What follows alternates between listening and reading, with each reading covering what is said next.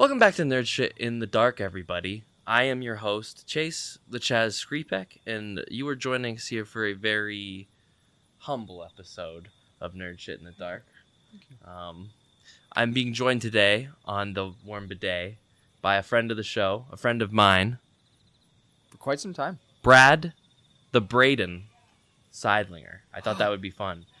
Since Braden is the Brad. Welcome. Oh, I'm the Braden. You get to be Brad the Braden. Yeah. So basically every episode that you have with him is a little cameo to me. Little bit of a little cameo to me. That's what I tell him because he wants to be Brad so bad. Brad. And I'm always like, I already know a Brad. It's hard to stand on this pedestal. And this is him.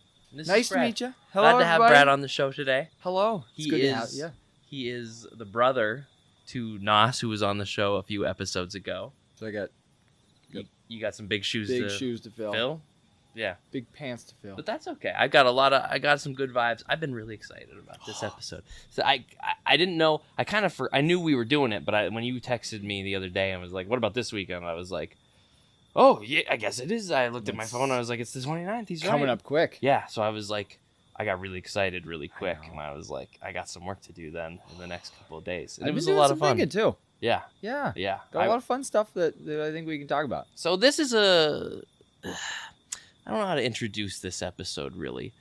Brad, why don't you tell the shitters a little bit about yourself? Okay. And then I'll start asking you some questions. So, personal questions. I'm Brad. Good to meet y'all. You just met him on the last couple episodes, but Sean's Nos's little brother. Big inspiration for me, by the way. I want to talk a little bit about that if we can, a little bit Your later brother? on. Yeah, if we can. Yeah. So we're gonna get deep. Deep in the I'm dark. gonna be 30 this year. You are gonna be 30 this year. In less than a month, and it's hurting. It's a little wild to me. It's hurting. Saw Jess posted something on Instagram like a month or so ago about it said that you were still 29, and I was like, "Fuck, man, Brad's not even 30 yet. That's wild." My knees are popping, my back's hurting. Yeah. And that's what I do for a job is a physical therapy assistant. Pop his knees in his back. So it shouldn't, but it's crazy how you hit that time, and I don't think it's hit me yet. No, it doesn't until. No. Took me a couple months after. My nephew's going to be 10 tomorrow, and he had what it sounds like a little midlife crisis. He wasn't so happy that he was going to be 10 years old. Really? Wow. Yeah. I can't he imagine. was. That's when you're still supposed to be excited. I know. Yeah. I know, but no. So going to be 30 this year. Yeah. Big inspiration of video games and nerd shit. Nerd as you shit may. all around. Yeah. Has been a big inspiration. I've known Chase since you and Sean went to college. Yeah, I was thinking about that. Yeah. I think my first 15 years now. major interaction with you was Oh boy. you were picking him up for college. That sounds right. You were leaving. Yeah. And I remember going out onto the front porch and seeing you, and you kind of standing there. And you gave me a little wave, and I waved back, and yeah. But then we didn't know each other. No, we didn't so know it each was other. Just like what? I was probably very awkward about it myself. But I think the first time that we kind of met was you, Sean, a couple other friends. I don't know if it was like Jenna and Mike and all, Sounds about right. A couple other friends were meeting up, and I Yeah. had nothing to do. I think it was like a Saturday. And he's like, "Hey, if you got nothing to do, like I'm going over Chase's. You want to hang out?" Sure. Yeah. And then ever since. Yeah. It's funny because I literally could not remember for the life of me the first time we actually hung out.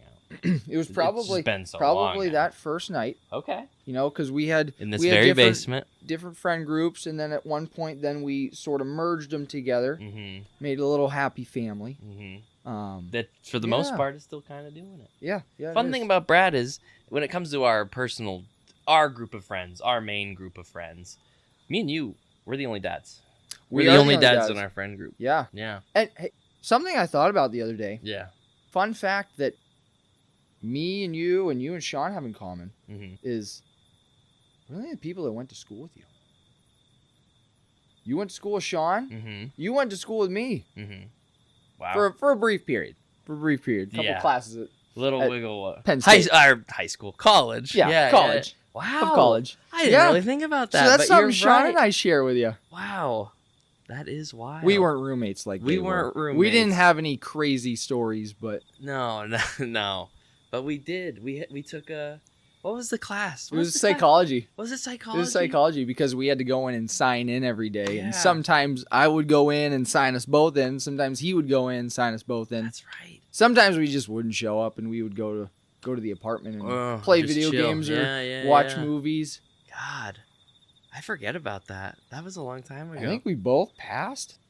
I know. Yeah, I I mean, definitely passed that we class. got through it. It was like a basic yeah, psychology, like 100, 200, I think it was something like that class. Wow, 101. sparking my memory. It's very rare that somebody sparks my memory. That was almost, Usually that I'm was, the one making people remember things.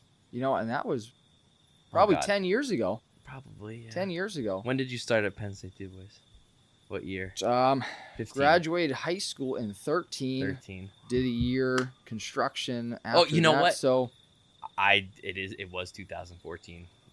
Yep, it was the fall of 2014. what a crazy. Wow. Fuck. I know. So, yeah. Ooh, this got a little darker than I thought it was going to get. But we're both dads. Yeah, That's we're both good. dads. We're both dads. We're both dads. I was in Brad's wedding when he got married, and maybe one day when I meet, the right girl, you could be in my wedding. Don't you have What? Oh, that's right. Her. I do. Oh, Yeah, the person I have the kid to. What's her name? Billiam. No, that's my son. Oh, that is your son. Whoops. Yep, Momager. I got two lovely kids. A almost 4-year-old. Jesus. Almost 4-year-old. Jesus. And a 1-year-old.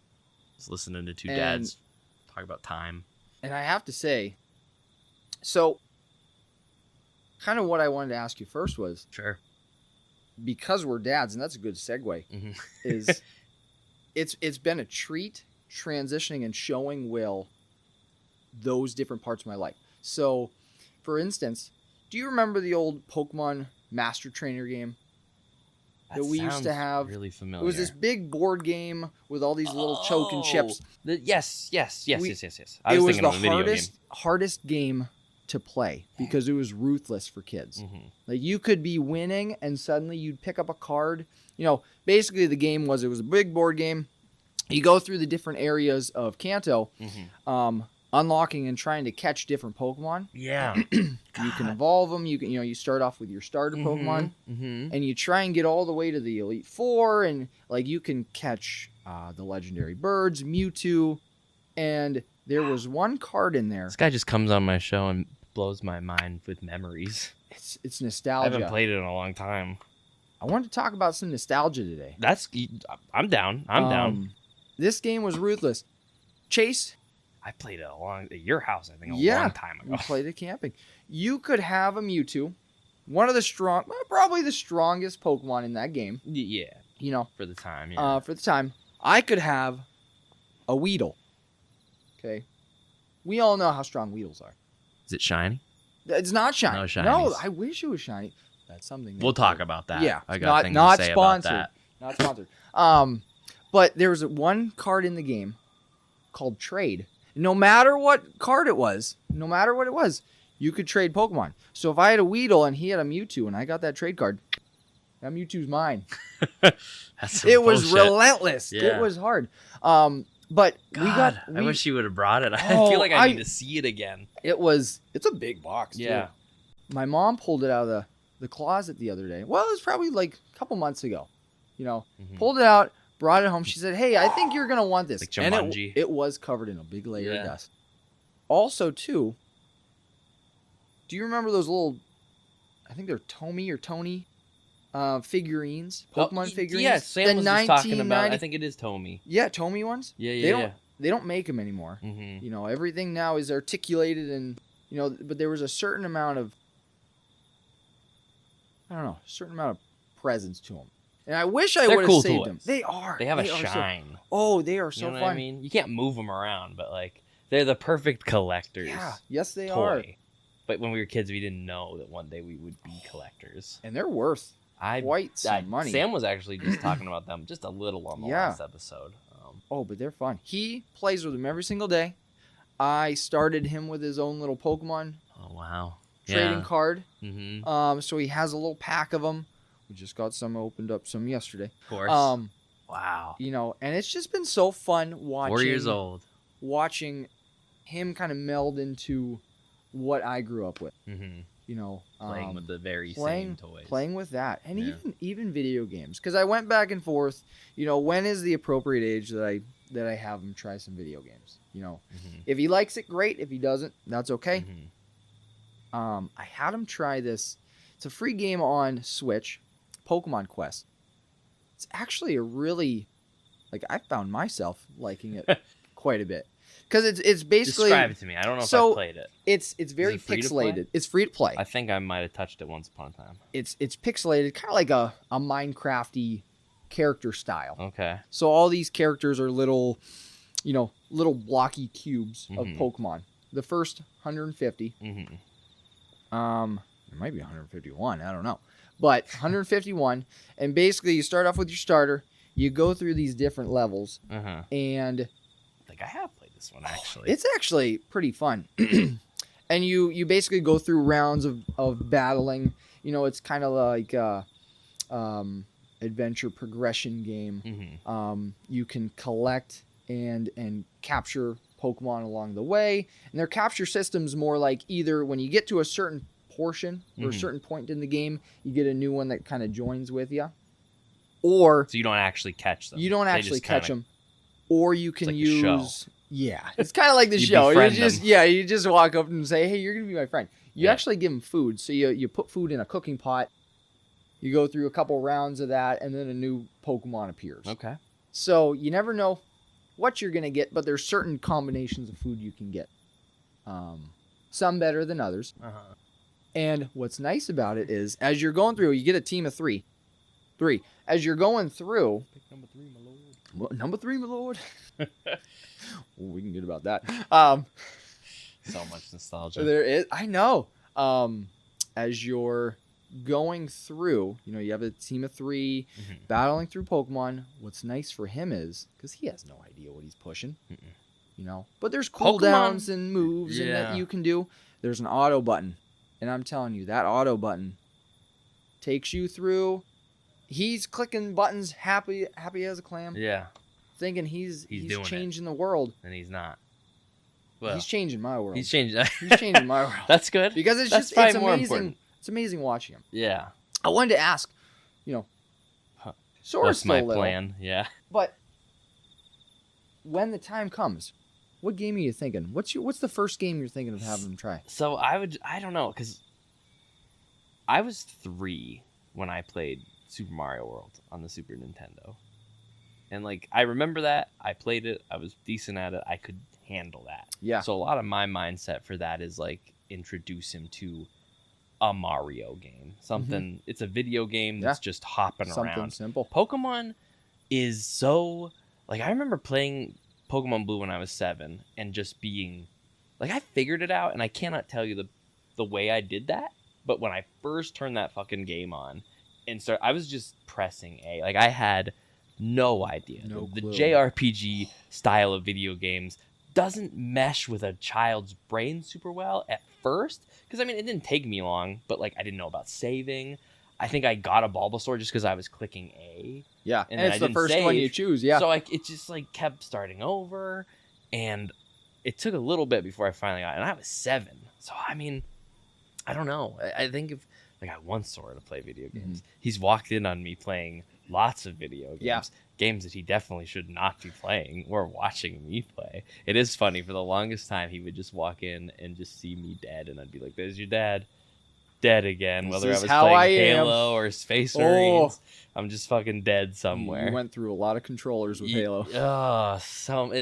And, you know, you kind of want to steer away from games that... Because, I see some of the rage in them. It's easy to. Yeah, so I have thought about it. I think it would be like a Mario, something simple. And that's easy. But I don't know, too, because kids these days might be able to adapt to things a little better. That's true. Because, like, you know, he doesn't know how to use a phone, but, like, he gets the phone for somebody who's won more than they understand how to scroll through. 15. Yeah, it's incredible. So, like, maybe if he's a little better... Pokemon's definitely got to come in there. when he was a baby, we used to watch the new Pokemon Horizons on Netflix. Yeah. And he would just sit and watch it. I don't know if it was like the Pokemon that caught his attention, but he didn't do that for everything. But Pokemon kind of did. We don't do that as much nowadays. Sometimes he'll watch some anime with us, but I don't know. But I can't wait for that day. My thoughts on it are, I want him to have the same kind of gaming progression that we did. Mm-hmm. So games today, kids are spoiled now. Graphics, gameplay, it's a different ballpark. There's no, it's a when whole. I played Super Mario World, that was the best game of the time. That's graphics looked impeccable.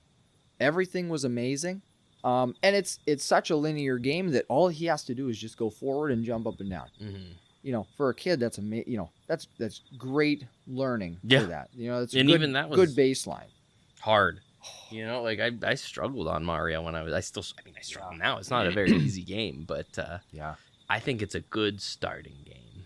But who knows? We got 2 years till because in my head I was 3, so maybe him as well. 3's a good time to maybe. He's held controllers at this point in his life, but I don't know. It's tough. It's a tough question. And what Mario game? Do I give him one of those old ones, or do I give him one of the newer ones? I don't know. I got a lot to think about. Start with a side scroll though. I love the Switch though for this reason, because I think that will be his first console to play on, because we have 3 of them at our house, and the Switch 2 will be out by the time he's playing that, so we'll have at least one of those at my house. But Switch has so many games of all the generations. It's got the online thing, so you can play it, original Nintendo, Super Nintendo, N64. That's all on there. What a catalog I know that he's going to have at the palm of his hands. And they're adding so much more to it. Yeah. So they have all the GameCube games. Well, did you see that Game Boy Nintendo Advance? Direct that just took place a couple days ago? Not the most recent. So what's going on? It was with the that? last Switch one because the Switch 2 announcement's on Tuesday. But it was the last Switch one. They were announcing the last batch of Switch games. Ugh, that's tough to say. Switch games. But they announced that they're doing this thing called digital game cards or digital game. So now your digital games technically will have a digital game like a normal game that's not digital, a cartridge, I guess. Right. But it's digital. And in my head, I was like, what is different about this than what we've already got? And there's a way that if you have a couple Switches that you can transfer them easier than the setup they have now. But the part that I thought was really cool was they have this setup where you can share games with your friends, the digital games, for a 2-week period. That you can rent them out for free to your friends.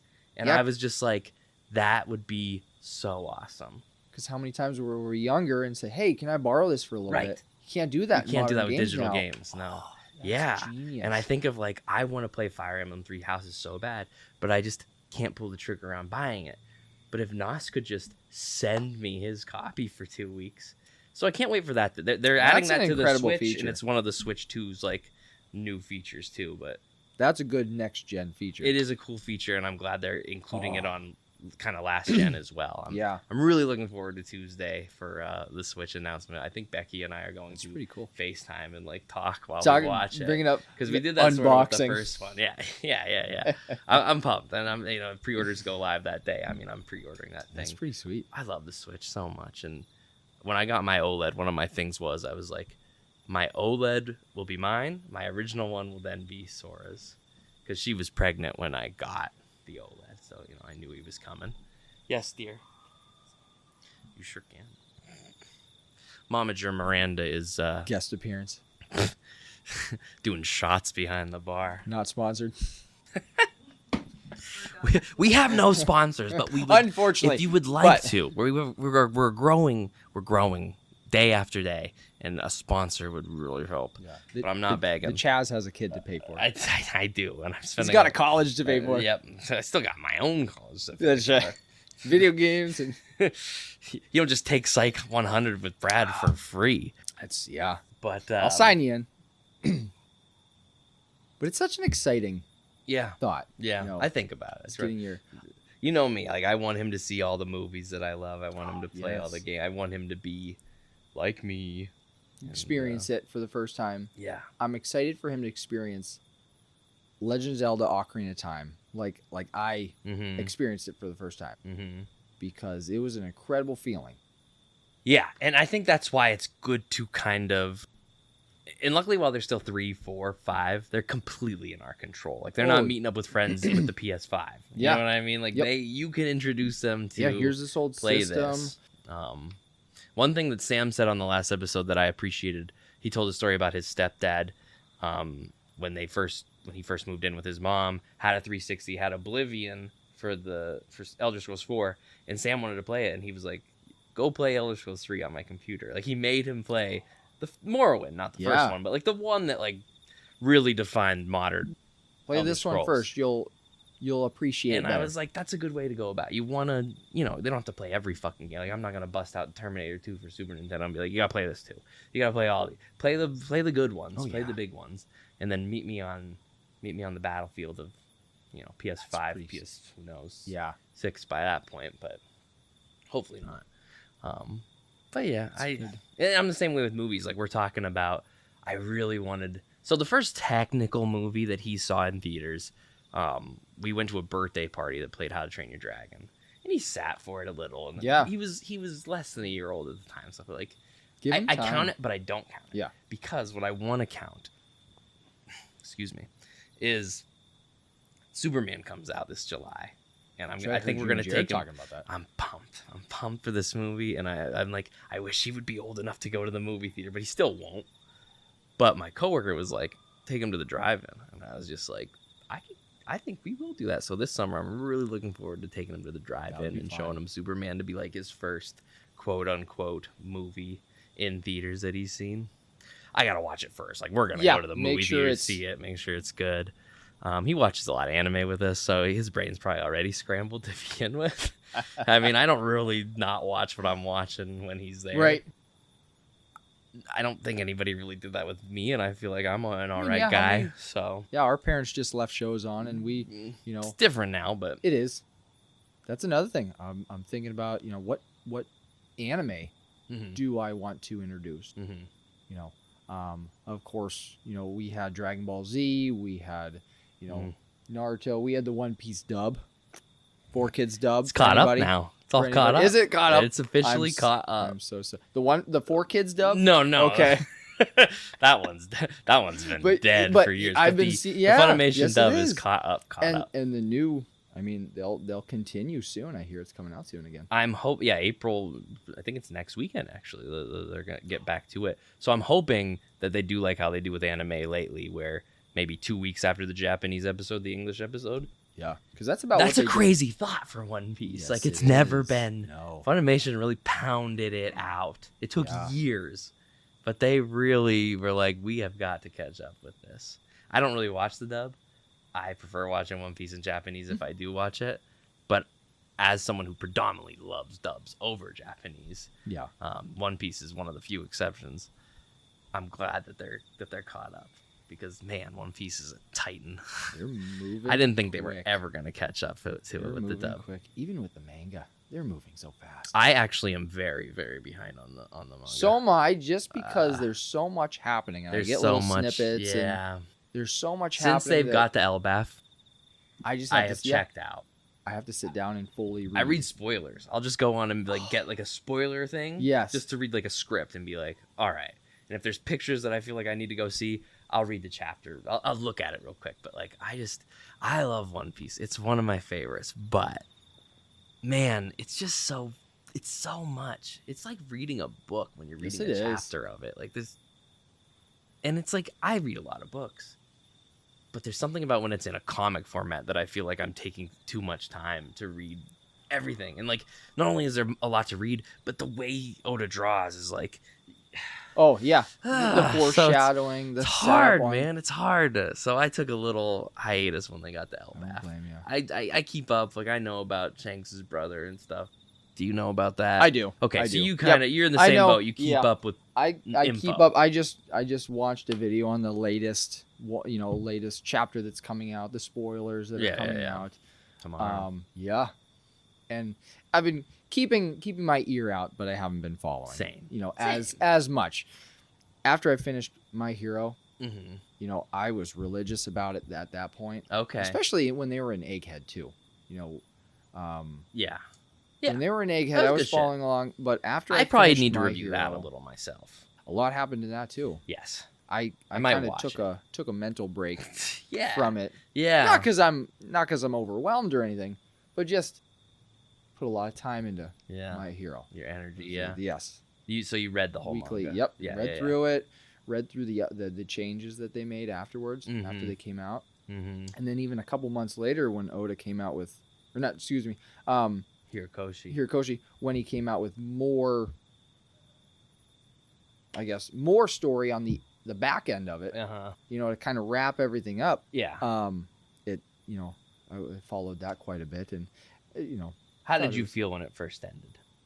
I'm not gonna lie, I was a little underwhelmed by it. I thought it could have done more. I thought it was a little rushed, and even kind of looking into the community, I kind of saw that in the collective that a lot of people thought, there was so much work and so many parts to the final, I guess, ending arc, that final sequence, the redeeming arc, the redeeming segment of it, the last bit, I felt it was a little rushed. Okay. Not gonna lie.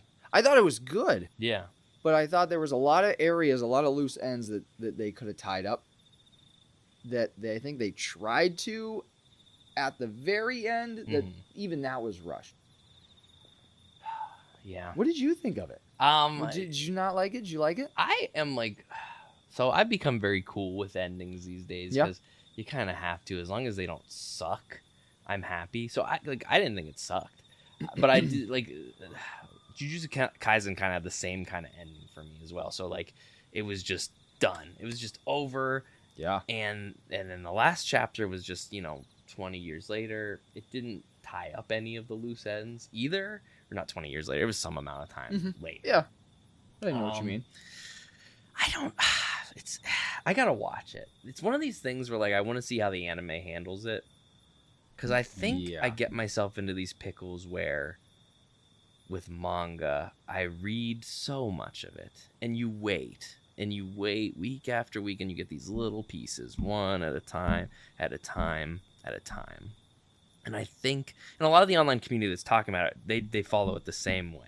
Nobody's talking about it that just read it all in one go. And I think that is what gives it that feeling of it feels rushed.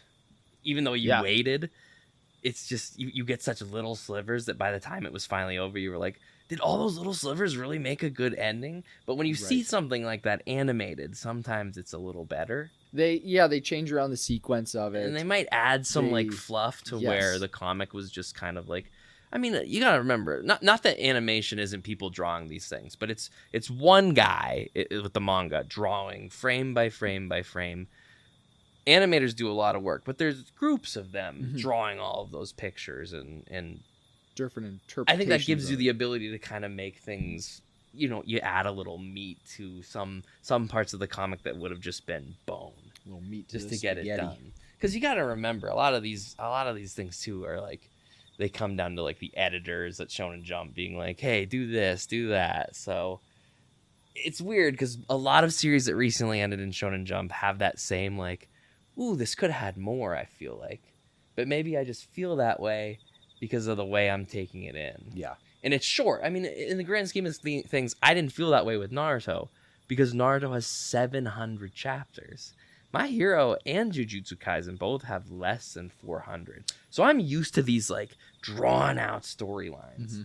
And I think there's this part of me that's oh, I feel like this is less because it's not drawn out. But I think when I watch it all, if I take it all in one go, I'll be like, no, this is better, actually. It's telling...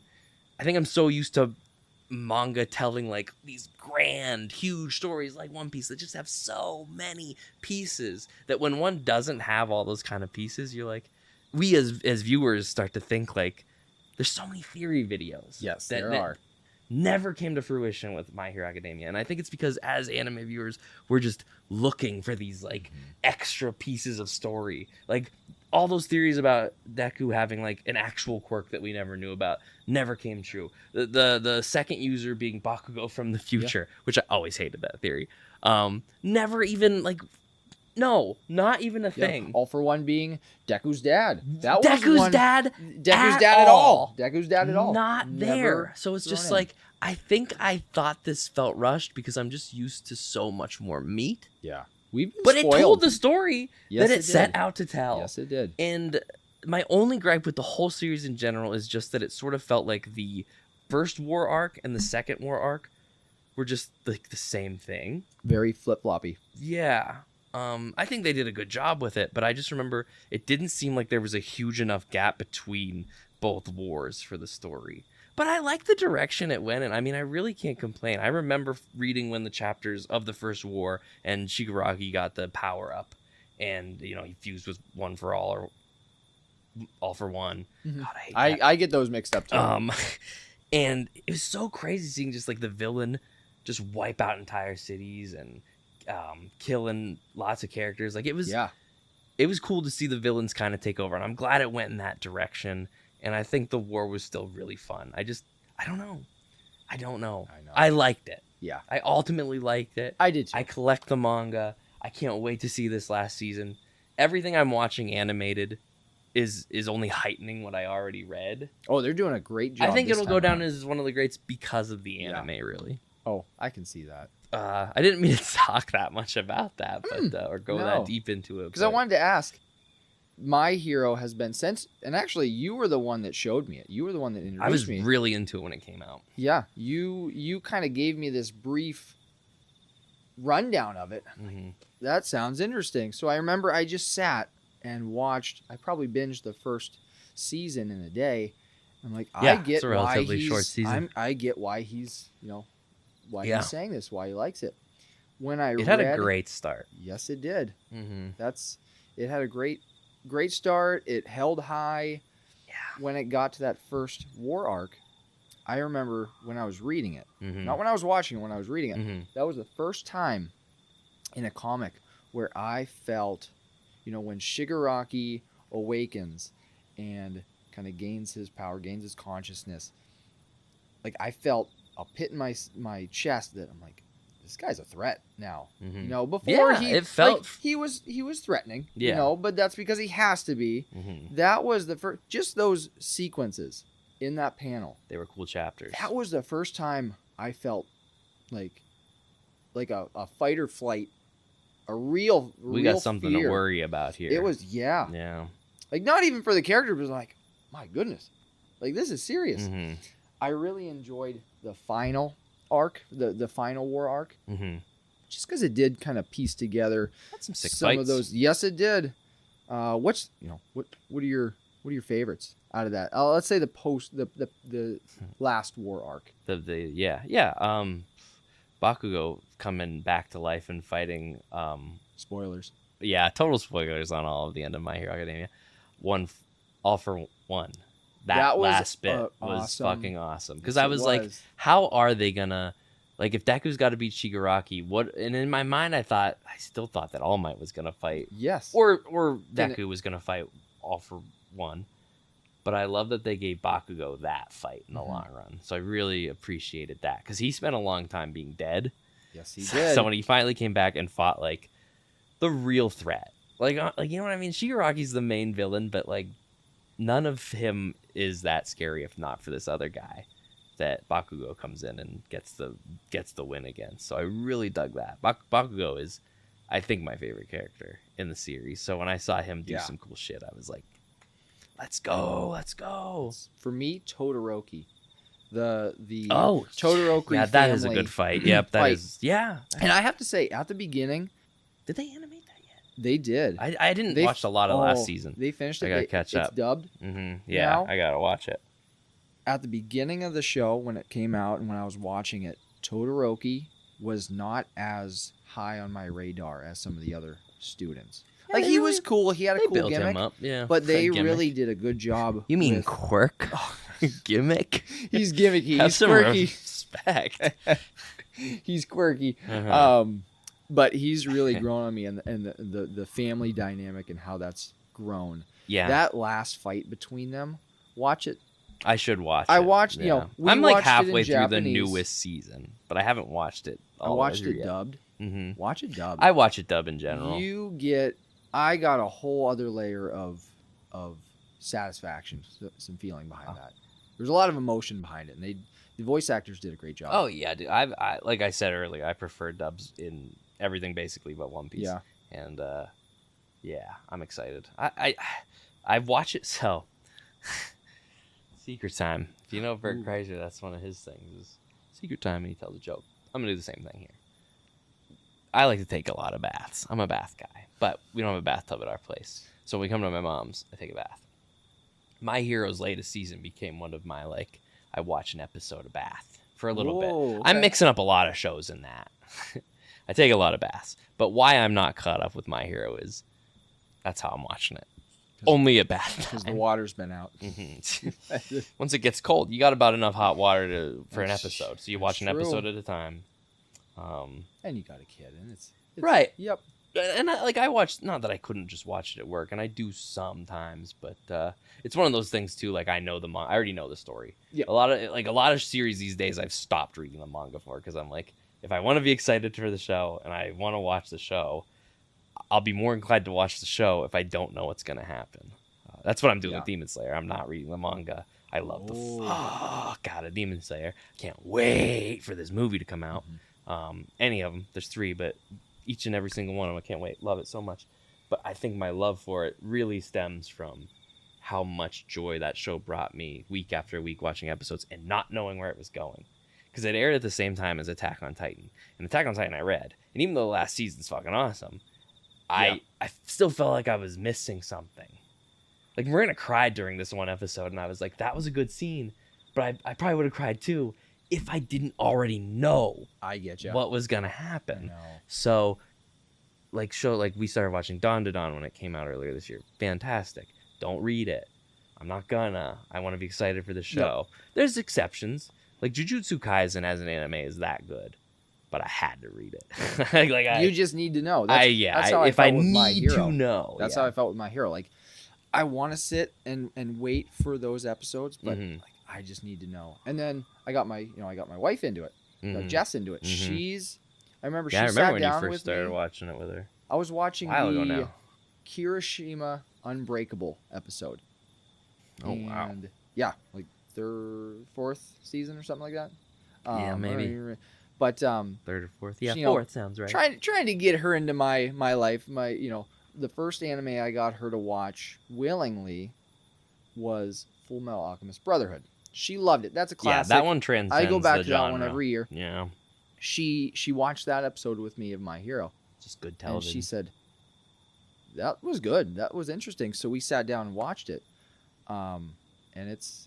I hate knowing how those episodes go because in my head I know what's going to happen, and her watching, it's just like getting your cake before dinner. Any show that you watch that you don't know the story beforehand, yes, you just get that level of excitement. Yeah, it's. I found out too late in the game that is kind of the better way to do it because when you have read the shows, this is what I just do, especially with One Piece.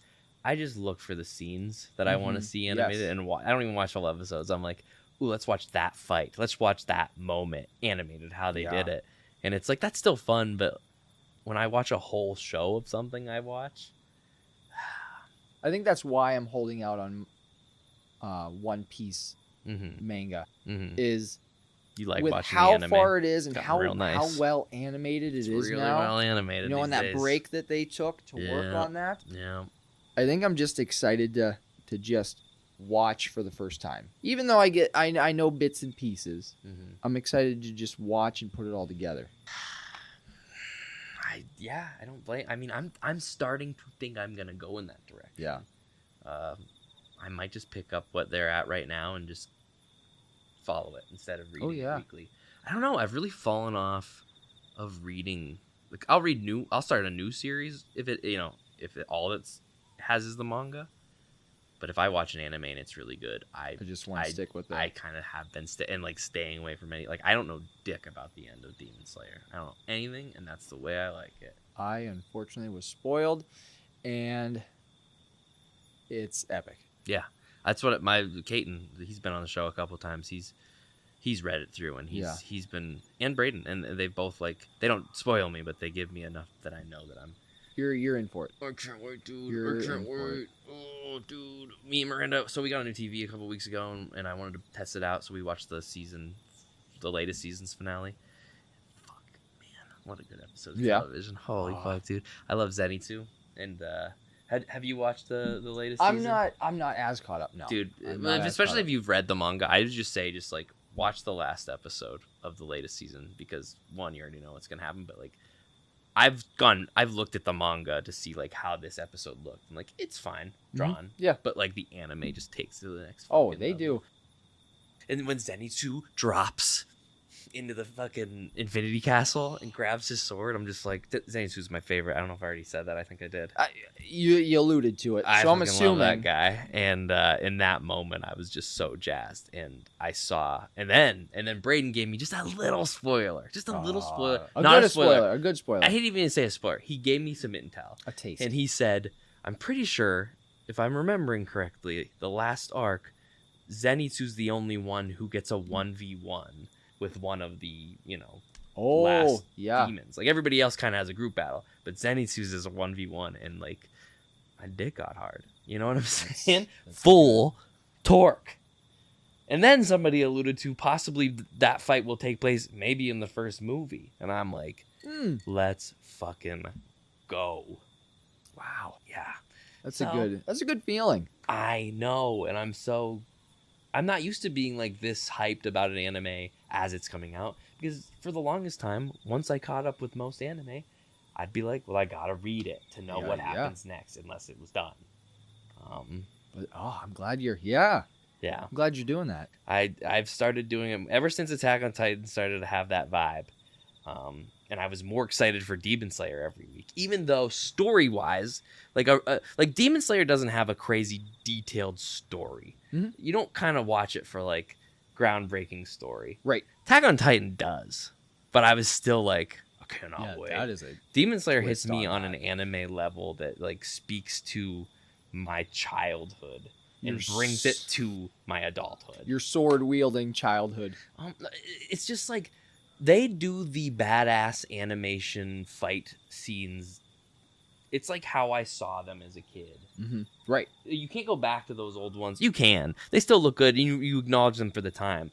But, dude, there's nothing that looks like... Honestly, a lot of anime right now. But Demon Slayer in particular, I get chills just looking at it. The colors of it, too, are just incredible. It's beautiful. It's, those animators are all killing themselves. God, yeah. But... Keep it up. But they're doing a great job. You're doing great. I'm sorry for your life. I know. But, dude, I appreciate that you live, because it brings me so much joy to just look at it. Mm-hmm. Anime's in a great place right now. Yes, it is. The day they decided to do seasons instead of just like, we have to keep making an episode week after week. One Piece. The budgets went up. It gave them more time. It gave the manga people more time. There's less filler arcs anymore. Thank Christ. Oh my God. Well, it's like when Twinkies went away. When they finally came back. Listen, there's a point to this. Okay. When they finally came back, how many people jumped on that train again? Same with seasons. I feel when I'm watching One Piece or a show that comes out weekly, I'm like, I could use a Twinkie. I could use a Twinkie. And I just need a little break. But if I take a break, then I'm going to be 50 episodes behind. Well. But when they do come out season-wise, it's... Here is the problem, though. We will move on from anime in a second. Will. But here is the problem with seasons sometimes. You are not guaranteed when the next season is coming. So, yes, it's better. There's less fillers. You get a break.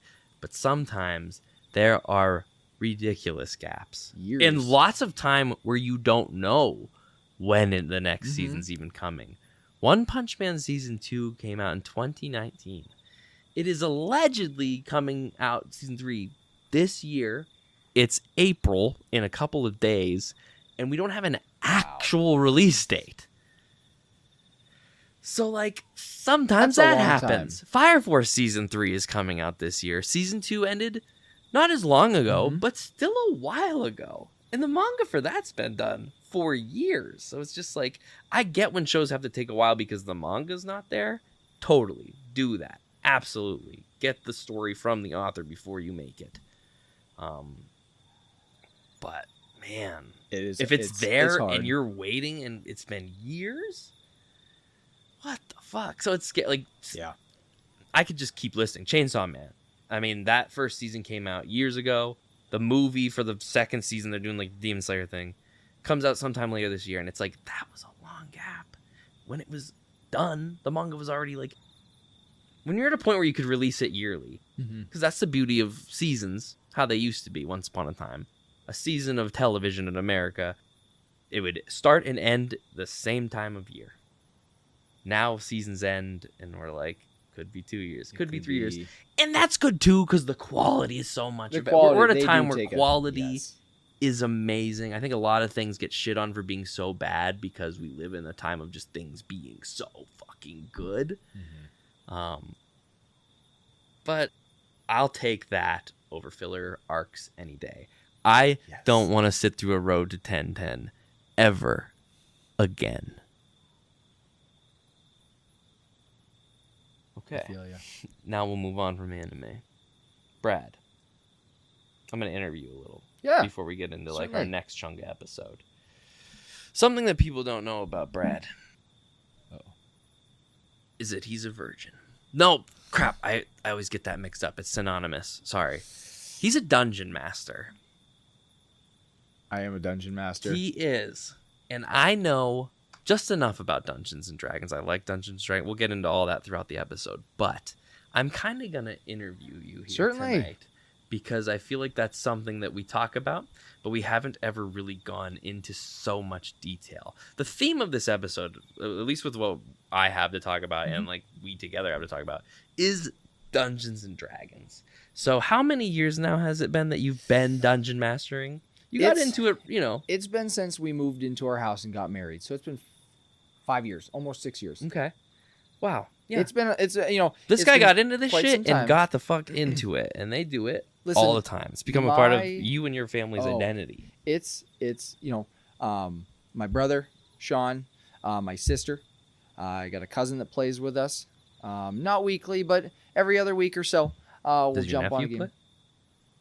Enzo. Yeah. He started playing with us. We ran one. I ran a little one shot with him. He loved it. He loved it. It was about 2 hours or so, taking some breaks, grabbing some pizza. But it was a good time. So it's been about coming on 6 years now. And how many campaigns have you made since you've started? We are finishing up our second campaign. Your second campaign. Campaign. Okay. First campaign started. I was a newbie at it. Actually, the reason why I wanted to try it was Game Grumps.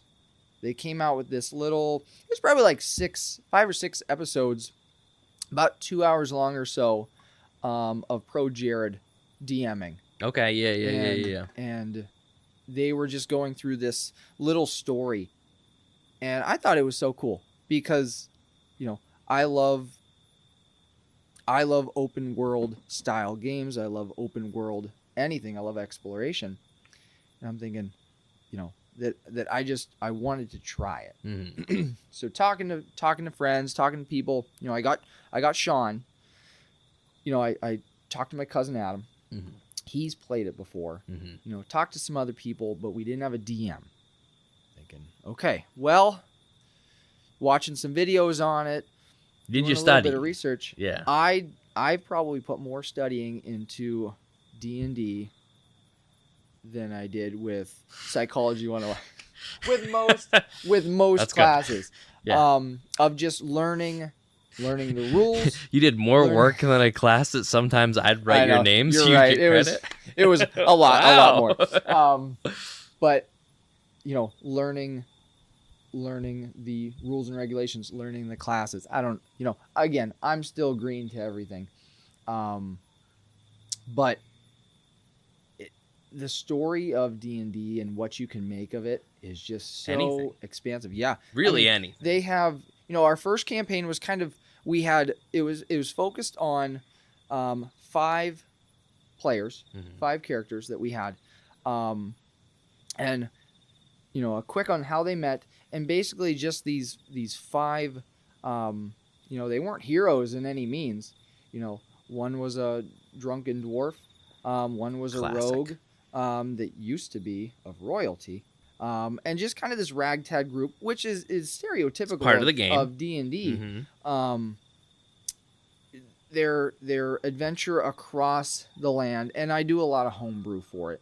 So you can go, you can set up these worlds that they have. They have these different modules that you can run, Curse of Strahd, Icewind Dale, all these different ones. Just to ask, Baldur's Gate 3 falls into of those. It's set into Baldur's Gate is a setting in D&D. Right. So Neverwinter is a video game. Yes. But it's a world, we know it from the movie that we just watched. We'll discuss, but that's set in a large city in D&D. Yeah. All these different planes, all these different areas, and it spans, different editions. Right now we play a lot of 5th edition just because it's the most modern. They came out with another new one. 6th I edition. think it's like 1. Oh. I think they just call it D&D 1 or something. Okay. Well, back to I haven't. You haven't started that crossed studying into yet. that, but they did revise in 2024 a lot of their handbooks and a lot of their booklets. So the player's guide. I almost bought one day because I got so into Baldur's Gate. Yeah, if they weren't $60. Yeah. The monster manual. Yeah. They're expensive. I got a digital one on my phone because it was way cheaper. They almost doubled the amount of monster stats. Yeah. And the nice thing is about homebrew is you can find stuff on the internet or you can make up your own stuff. The first campaign was kind of about demons and making pacts with demons to be powerful. So that was their main antagonist. That was the guy that they were trying to kill was a player's brother who basically he was kind of like not shunned in a way, but he was overlooked by the family.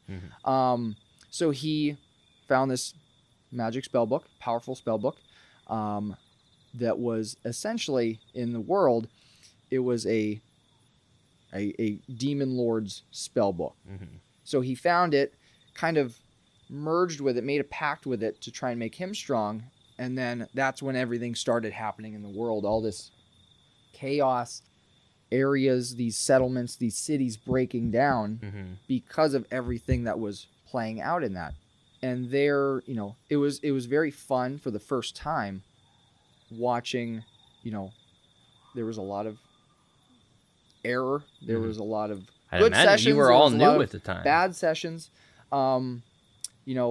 Ernie, our drunken dwarf, threw off our campaign completely.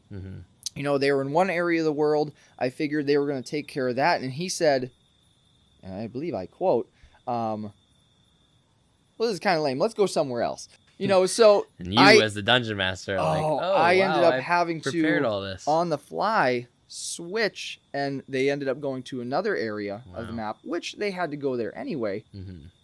But what I always wanted to instill in them and teach them is that with D&D, actions have consequences. So yeah, you want to have your cool, impactful moments. You want to be the hero. It's collaborative storytelling. So there's no main character. There's no, you can have your character arcs, which is kind of what I did for them. Yeah. Every so often I'd have, okay, we're focusing on, Sean's arc. We're focusing on Ernie's arc. Adam's arc. But the overall story was led by them. I just gauged them along. So by them leaving that first area that they were not supposed to, but I imagine that something that you planned out. Exactly. Yeah. There was something bad that happened there.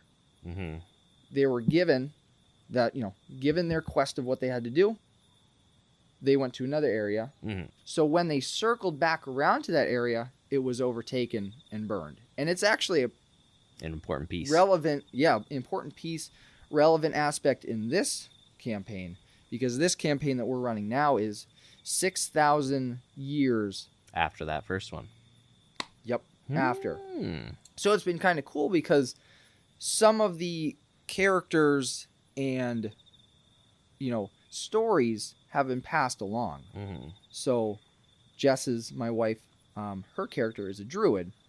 When a druid hits level 20, they get this ageless life. So they can live for thousands of years. Plus she was a halfling. So they already can live for a really long time. So it was kind of like a Legend of Korra style where they met Toph. Sure, yeah. They, on their adventure... Jess is just an old woman now. They met B, her character. And it was cool because they also met Sean. He was a sea elf ranger. He had an animal companion that was a giant crab. Wow. So we kind of delved into, in a backstory, how we met him, how we got him. Yeah. And then, just to kind of spin and weave this little tale, I added him back in. So B was actually protecting him, but he grew so big over the years, he was like an island crab. Wow. So they got onto this piece of land, went to sleep that night, and they woke up in the middle of the ocean. And ended up being Nas's crab. And they had to fight pirates. It was pretty cool. They were on this floating crab. Yeah. That's pretty good, man. Oh, it was fun. I guess my follow-up question kind of goes along with this because, I know I've never really played Dungeons & Dragons. I played Baldur's Gate. So, I'm well-versed into the world more than I've ever been, but still have never actually played it. I certainly don't know what goes along with being a dungeon master, but, you're making the story sometimes on the fly. What goes into prepping for that? How often you guys play? Every couple weeks? We play every couple weeks. So you spend a chunk of time coming up with more story, or what is the prep there? Honestly, when I first started with our first campaign, I remember there were sections that I would type out because I was so nervous about it. I'm like, I got to get this dialogue. It seems like a responsibility. I have to get all this prep work done. When I started getting into the groove of it, we finished the campaign, and I would probably, put a couple hours in. I make a lot of maps too, on Incarnate. It's a great, non-sponsored, it's a great tool. It's a great tool to make, there's a free version, which I used for the first campaign. And we use just kind of theater of the mind. So we didn't have any maps. Which is a struggle because it's me trying to tell you about this room through my head. Yeah, and we're not in this room. And I can tell you that there's a couch and there's a chair and there's a table in this room. Okay, but what's the table made out of? How big is the couch? How high is the ceiling? What do you think of the Legos in this room? The Legos are pretty. There's one right there. There is a big one right here. Pretty cool. Yeah. We didn't have any Legos, but but you could if you wanted to. We could have. That's kind of fun at Dungeons. I'll get into that question too. There was a lot of prep work that I did at the beginning when I was first learning. When we finished the first campaign, took a little break, came back to the second campaign. It's just 3 of us now. Myself being the DM, 3 PCs. So my brother Sean, sister Sarah, my cousin Adam. So just 3 of us. Okay. Which, even the number of players is a different dynamic too. It's a whole 2 characters you don't gotta. Dive into. It's a little easier for people to speak as well. That's what we ran into with 5 was just talking over each other. I find myself doing a lot less prep work. And what happens is I had the basic idea of the first of the campaign. So, you go up to level 20, and this time around we're going to 20. I'm getting my players to 20. They're going to defeat their bad boss. And then you guys have been on this campaign for a couple of years now. This one's coming up on, I think it's a little over 2. Yeah. So Miranda and I were supposed to be in it. Yeah. This one will finish up. And it's been fun because I'll be sitting at work one day, or I'll be driving down the road, or I'll be doing something, and I'll just think, that's a great idea. Yeah. And I'll kind of add that into it. What a nice thing to just have is something that Yes. comes into your mind from now and again. And it's, you have to remember too that things can be so different. You can't railroad the players. However, you can spin the story, and if something happens, something that you're not expecting, like drunk Ernie being like drunk Ernie wanting to leave completely. Yeah. Or in the first campaign, he stuck to his character, though. Yes, he did. There was and I wish I had more consequences for this, but they were on their way to this island. It was like a prehistoric island that they had to get some magic item. Mm-hmm.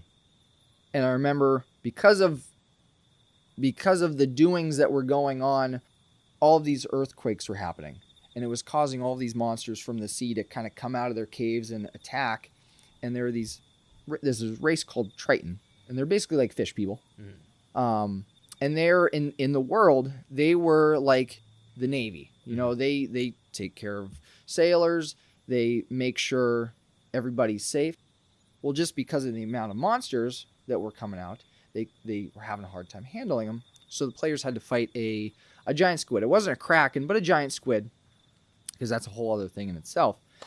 And I remember after they defeated it, it was a pretty tough fight for them. The Triton people came and were talking to them, and Ernie's character got so mad. I think it was Ernie too. He got so mad because they weren't doing their job. And I'm thinking, this could have went so. But that's the beauty of D&D is yes, in my head I can think something goes a certain way, but your they players can change the whole game so differently. It's amazing. And just the story that we're spinning now in this campaign is not necessarily different, but it's not at all what I originally had planned. Mm-hmm. So it's been fun that, as sessions happen, I'll see something or I'll get a little bit. And I have to say, Legend of Zelda is it's a big motivator for a lot of how I structure it. You do love your Zelda. Yep, we do. You can thank Sean for that. He was a big motivator for me with that. But it's just been fun spinning this tale. And right now, I think the players are like level 18. Oh, wow. They're finishing up. So you're about done with this. We're about done. They're finishing up their like final arc of leveling up, getting magic items in order to go defeat the final villain. Yes. Who's been slowly worked up throughout the campaign. That's been the fun part. They should get that island-sized crab to give them a hand. So B came to give him a hand, but no crab. No crab, unfortunately. Do you think, spoilers, do you think Nas's oversized crab could put a fight up against this final villain? Oh, I think not knowing anything about the story. If he could walk on land, I think he could kill him. Because he's a big crab. The whole island. They thought they were on an island crab. That's right. It's kind of like when Aang went out to sea and he was on the giant turtle. Yeah. But 100%. But it's such a fun. You just draw kind of from things that you see and make your own version of it. Exactly, and I just make my own version. Imitating art. And there's so many different monsters, story types and things like that. Yeah, oh boy, that's why I think I have the creature book downloaded. Like I said, I got thank God for Baldur's Gate, because it gives me an understanding. Yeah, 100. Not half the reason, it was your birthday, but like half the reason I was like, yeah, we're gonna put some money into Brad getting a PS5 is because I was like, he has to play Baldur's Gate 3. Which I've never played Dungeons and Dragons, and I love Baldur's Gate 3. So in my head, I was like, Nos and Brad are going to love this fucking game if they could just play it. And I have to say, playing Baldur's Gate, love it. We didn't beat it yet. I haven't beaten it yet. We haven't beat it yet because I'm playing a campaign right now. Yeah. It's very, very similar, and it's so much fun. Yeah. Well, it's cool for you because, like, one of my other questions was going to be, like, you've Dungeon Mastered a lot. Have you got to play? No, I've never played. So if there's any Dungeon Masters that want to play with me, I have not played. Does Baldur's Gate kind of feel like you're playing? Yes, and it's so funny because when I play Baldur's Gate, I'm a little more reckless as my character. Sure. So I play as a druid. Nice. She's a druid fighter, but I wild shape into an owlbear quite a bit. So I like being on the front lines. I like my spell casting as well, and I'm generally a little more reckless. Yeah, I know. I hear you. You know, just because I can be. Yeah. And especially if you're playing with friends. Yeah. I have one with Jared and Braden, the Brad Nealster, the other Brad, and I'm so reckless on that one. It's so. I'm fun, a much different guy. I'm a tiefling barbarian. I think. And it's so fun. Yeah, dude. I love that game so much. But I have to say, I can't wait for crossplay. We will play together. Yes. When crossplay kicks in, which is supposed to be coming soon because I have it for my computer. Yeah, we haven't. There was mods for it too that we haven't gotten to. So good.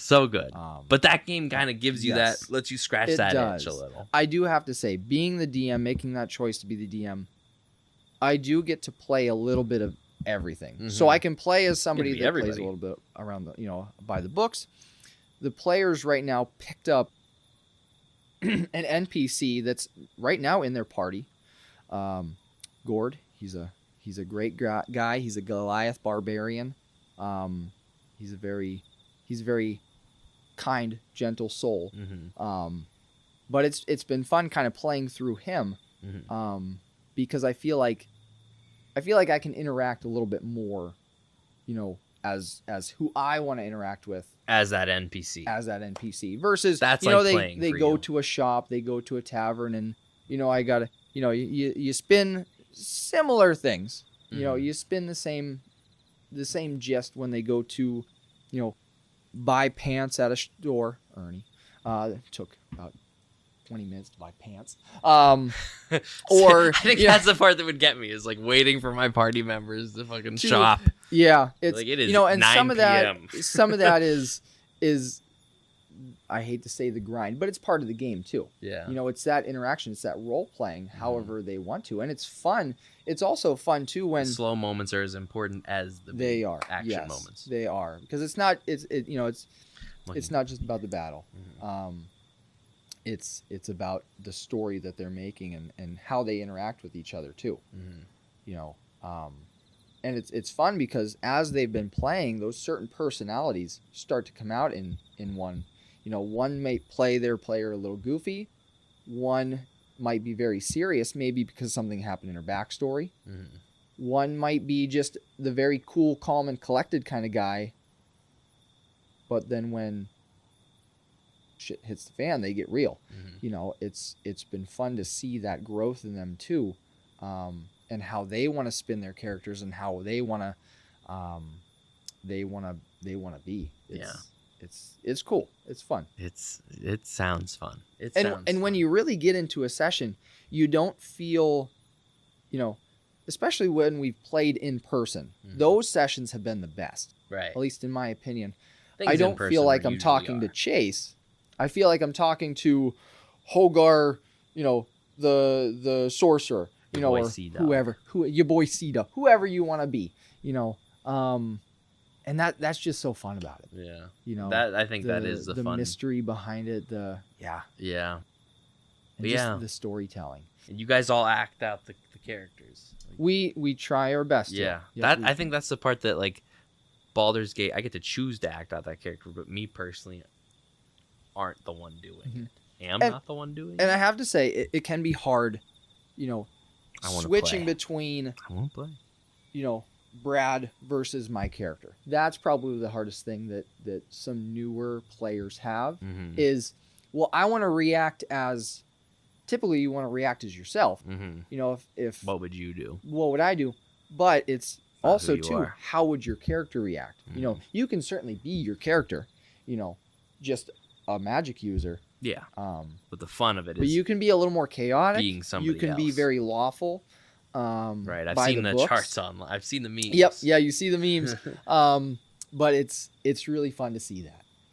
Yeah, great game.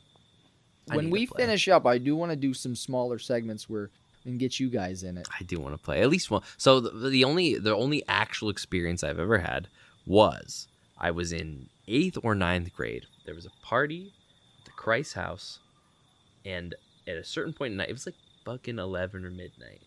A bunch of people started a D&D game, and I hopped in, and I saw that it was going to be all our imagination. Like, they gave me a piece of paper and a pencil. Meanwhile, you know, World of Warcraft is on the computer downstairs. So, like, I played for, like, I started and I was just like, I'm not seeing it because I'm literally not seeing it. I'm 13. Yes. Yeah. Prime time for most people to start playing D&D. But like I said, I'm going to play World of Warcraft.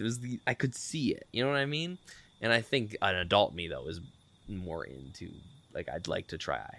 Yeah. And also, it's like Risk. You don't start a fucking campaign at midnight at a party. Exactly. Yeah. Because you need I'm glad time I to skipped that. make your character, and, you know, if you can do a backstory, even better. You know, I have my players when we first start. Mm-hmm. I had them just write me up like a generic backstory, like something, you know, where are you from? You know, what's your connections, family connections? Do you have any tragedies? Yeah. And then I try and merge that into the same story. I got that far with yours, though. I know. I had a character. You got it in. He had a small penis. He did. He had a really small penis. And so everything he did had to compensate for it. It was like the only backstory I had for my guy. And we play... and I wish I would have followed through. We play a very serious, however, very comedic. Yeah, you got to have both. I think that's the beauty of the... I mean, I think in something I'm going to bring up and something that both of us are going to talk about, comedy does a service to this whole thing, Dungeons and Dragons. And yeah, I got to play because... I pride myself on, I know quite a bit about a lot of the nerd world. Like, I'm into a lot of different things in it. Dungeons and Dragons is kind of my big glaring, that's a big thing. That's like Sam Atwell telling me he hadn't watched Lord of the Rings. You know what I mean? Just missing like a staple. Baldur's Gate helped with that a lot. Mm-hmm. I've always been into, like, it's not like I'm against it. Anything I see that's Dungeons and Dragons, I'm like, ooh, that's what I like. But I've never... played it, and there's so many games I want to play it, and even movies. You know, Lord of the Rings. Movies need to take more advice from Dungeons and Dragons. Is a very similar style to Lord of the Rings. You know, it's just showed in a movie. Mm-hmm. Skyrim, Skyrim especially, Elden Ring. You know, these just different name RPGs. Exactly, these different ones, are just, you know. Came from they come from that. Yeah, they come from which that is why same I idea. need to get into it a little more. I think because I respect it so much. I mean, so what I want to talk about a little is I did not complete. I'm gonna be honest with the shitters tonight. I keep looking at the mirror. Should be looking. There's too many things. There's a mirror. There's the camera. There's the computer that's showing the camera. I should have turned the computer around, so I never know where to look. But what was I saying? You never finished. Don't you say Honor Among Thieves? Did you not finish? No. No. Sorry, no. All right. So I have been watching The Legend of Vox Machina. Oh, do you watch that? Have you watched it? I have not finished it. Mm-hmm. I'm on season 3 of it. Okay. Yep. So when you had texted me and was like, we should record this weekend, I was like, oh shit, I got to get my work done for this episode then. And I knew I wanted to talk about some Dungeons and Dragons shit. Since we're going to talk about the movie. Spoilers, but we're going to get there. Alert. And I had watched the first season of Vox Machina when it came out and a little bit of the second season and then stopped. So I was like, I got to clear the second and third season before Saturday, and this is Wednesday. I could have finished it. I have 2 episodes to go in season 3, but that's fine. I wasn't planning on... We're going to spoil the Dungeons and Dragons movie. I won't spoil Vox Machina. Yeah. But knowing that you've seen a good chunk of it helps us be able to both talk about it. That's something that the viewers want to experience on their own. Because that's Critical Role, not another D&D podcast. You know, some of these other Dimension 20, some of these other shows, podcast groups that do it are you watch them. Yes. You frequent them. Yes. You knew the way the show is going to go because you watched their actual. Yes. Yeah. Or that's cool. I have to say the first campaign of Critical Role, Legend of Vox Machina, I have not listened through because I think they started fairly early. They only started uploading things to like a certain platform or listening platform that I was able to listen to kind of halfway through. Yeah. So I'm kind of experiencing Legend of Vox Machina for the first time. I'm listening to the second. I'm listening to the Mighty Nine, the second. Their second campaign. And then I heard I'm that's excited. Getting a show. Yes, it will be. I'm excited to listen a little bit more into their third campaign that I believe just ended as well. Oh wow. So they're making steady progress. Yeah. Um, And for people who don't know, I think we talked about them a little bit on the show. I don't know if that was when we were posting the show, but the Legend of Vox Machina, is a group of voice actors. They do Dungeons and Dragons together, and they, on YouTube or whatever, present their live playing of it, and they got to turn that campaign into an animated series on Amazon Prime. And it's fantastic. It is so good. It's fantastic television. I thought the first season was good. Yes. And then I just sat here in the past couple of days and watched all the second, third season, and I'm just like, holy shit. And they should just get people that play Dungeons and Dragons to make movies these days and make everything, because, good Lord, the story in these things, and the group, like, especially movies based on, like, multiple characters. These people know how to make these team dynamic based series that just, holy fuck, it's so good, dude. And yes, they're paid voice actors, and it's more of a show that they get paid for it now because of how popular it's become. Mm-hmm. They started it just because they're a bunch of nerds too, and they wanted to play Dungeons and Dragons. They knew they had people that would watch them. Hey, let's record us. Mm-hmm. So that's kind of, I think, why too they started a little bit later in the first campaign. Mm-hmm. But because of how popular D&D and nerd media in general is becoming, now they're really able to make a living out of it. Yeah. On top of their voice acting. I mean, they're all very famous. Yeah. In the voice acting community. So Matt Mercer, who's the DM, created the Matt Mercer effect for DMs, which is this false reality of what DMing a D&D session should be. Because he's so thorough, his voice acting is so incredible, his story and his descriptions are so amazing that I remember, like, that, when I first started, when you're doing your studying, I'm gonna be like that. You want to be Matt Mercer, and you try, and we're all trying to be like Matt Mercer. Yeah, but it's so incredible. Yeah, he's so incredible. I mean, isn't that it though? Like, aren't all writers just people who were inspired by another writer? Like, saw a writer that made them go, I want to be them. And that's the beauty of it. Maybe become them. There's so many types of stories. Yeah. And the fun thing about D&D is you can have so many different genres too. You can have the same story but in a different genre. You can have the Lord of the Rings genre in prehistoric times. Mm-hmm. You can have Lord of the Rings genre in steampunk times. Sure. You can have it in futuristics like space Star Wars times. Right. You're literally making stories. You are making stories. Yeah. Yep. You are making stories. No D&D session or module will go the same way because everything's different. Everybody's imagination. It's another beauty of Baldur's Gate is, like, they allowed that game to have so much possibility. Exactly. It gave you that real, actual, like, I can't tell how many times me and Braden and Jared play, and one of us will go, oh, I didn't, this is new to me. Like, I didn't play this part, and it happens all the time. Vox Machina in particular, though, is, and especially, once again, now that I'm watching it after Baldur's Gate, like, there's things I understand where I know what the races are. Like, when a tiefling showed up, I was like, I know what the fuck that is Not now. just a guy with horns, or the difference between gnomes and halflings. Sure, yeah.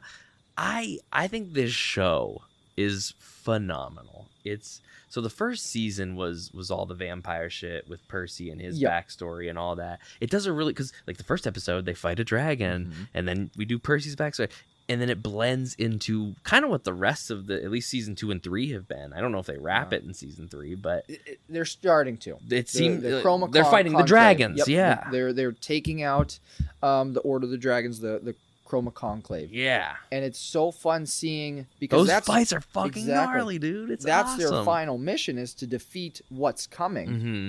But they go to the Nine Hells. They go to the Feywild. They go everywhere. Season 3 seems a little more like we are, for the most part, dealing with dragon business. But season 2 was like, they went everywhere. Where the fuck are the dragons again? I know, yeah. Yeah, they did so much, and I was on board.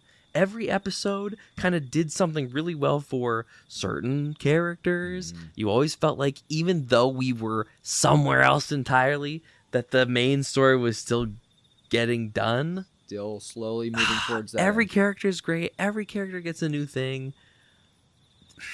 it's just It's based off of Dungeons and Dragons gameplay. Like and like I seriously sit and watch the show in the mind of like, how did this come to be in a board game of rolling dice to like make these decisions? There was something that happened near the end of season 3 where a character got killed, and I was just like, did this happen during gameplay? Like, does this person that's playing with you guys no longer play with you guys because their character died?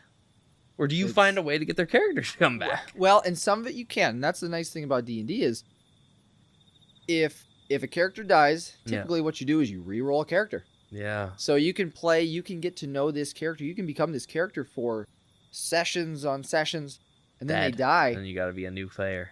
You can either choose to do kind of the bring them back to life, or it's up to you. The rule of cool. Right. That's been something that we play a lot with, is even though the rules are there, they're guidelines. If there's something that the players want to do that's cool, we'll try it. We might roll for it. Yeah. But that's the fun thing, is a lot of these characters might do die. Something bad happens because of that. Even in season 2, or I guess campaign 2, excuse me. At the beginning, a prevalent player character does die. Wow.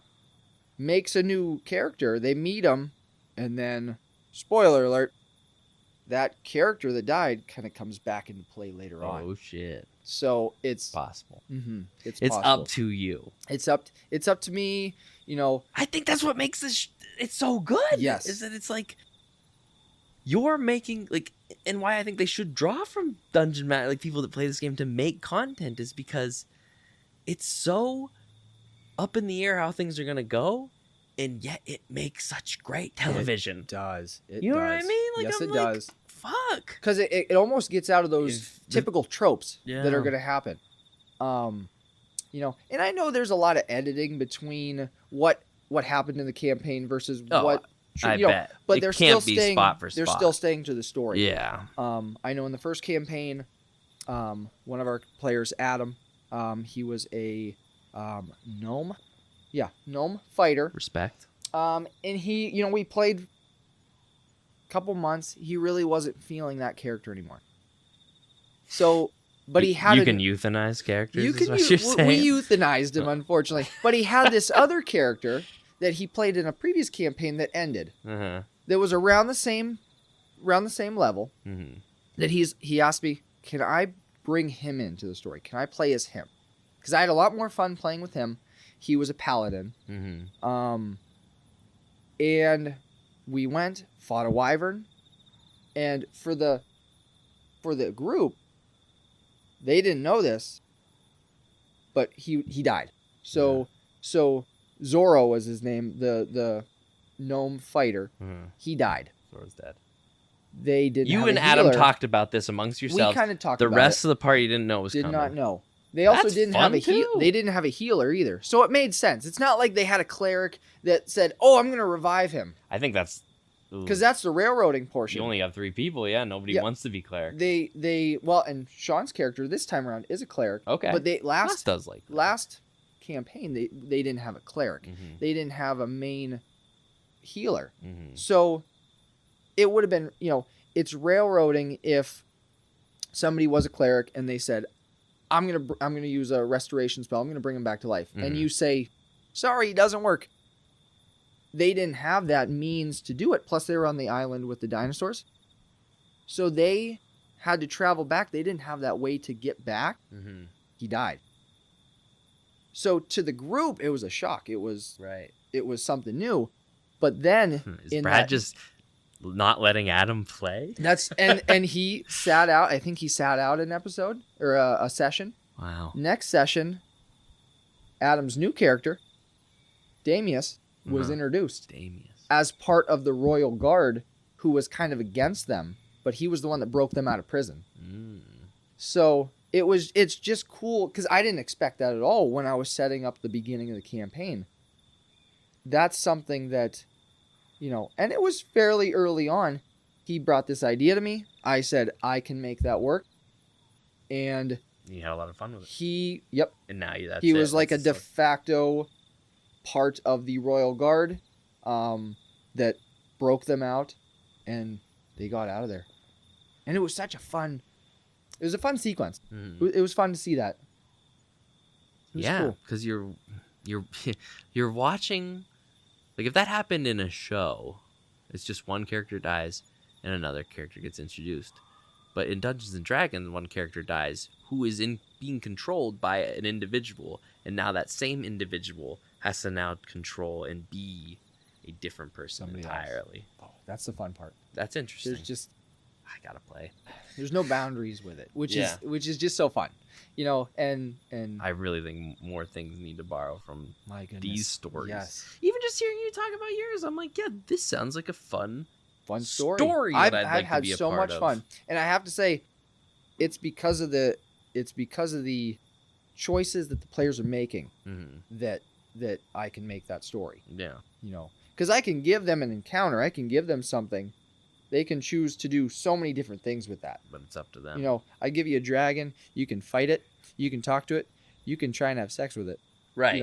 You can do whatever the you want with it. options are endless. And depending on what you roll on the dice, I can say, all right, fine, you have sex with it. Fuck it. Unfortunately. Yeah.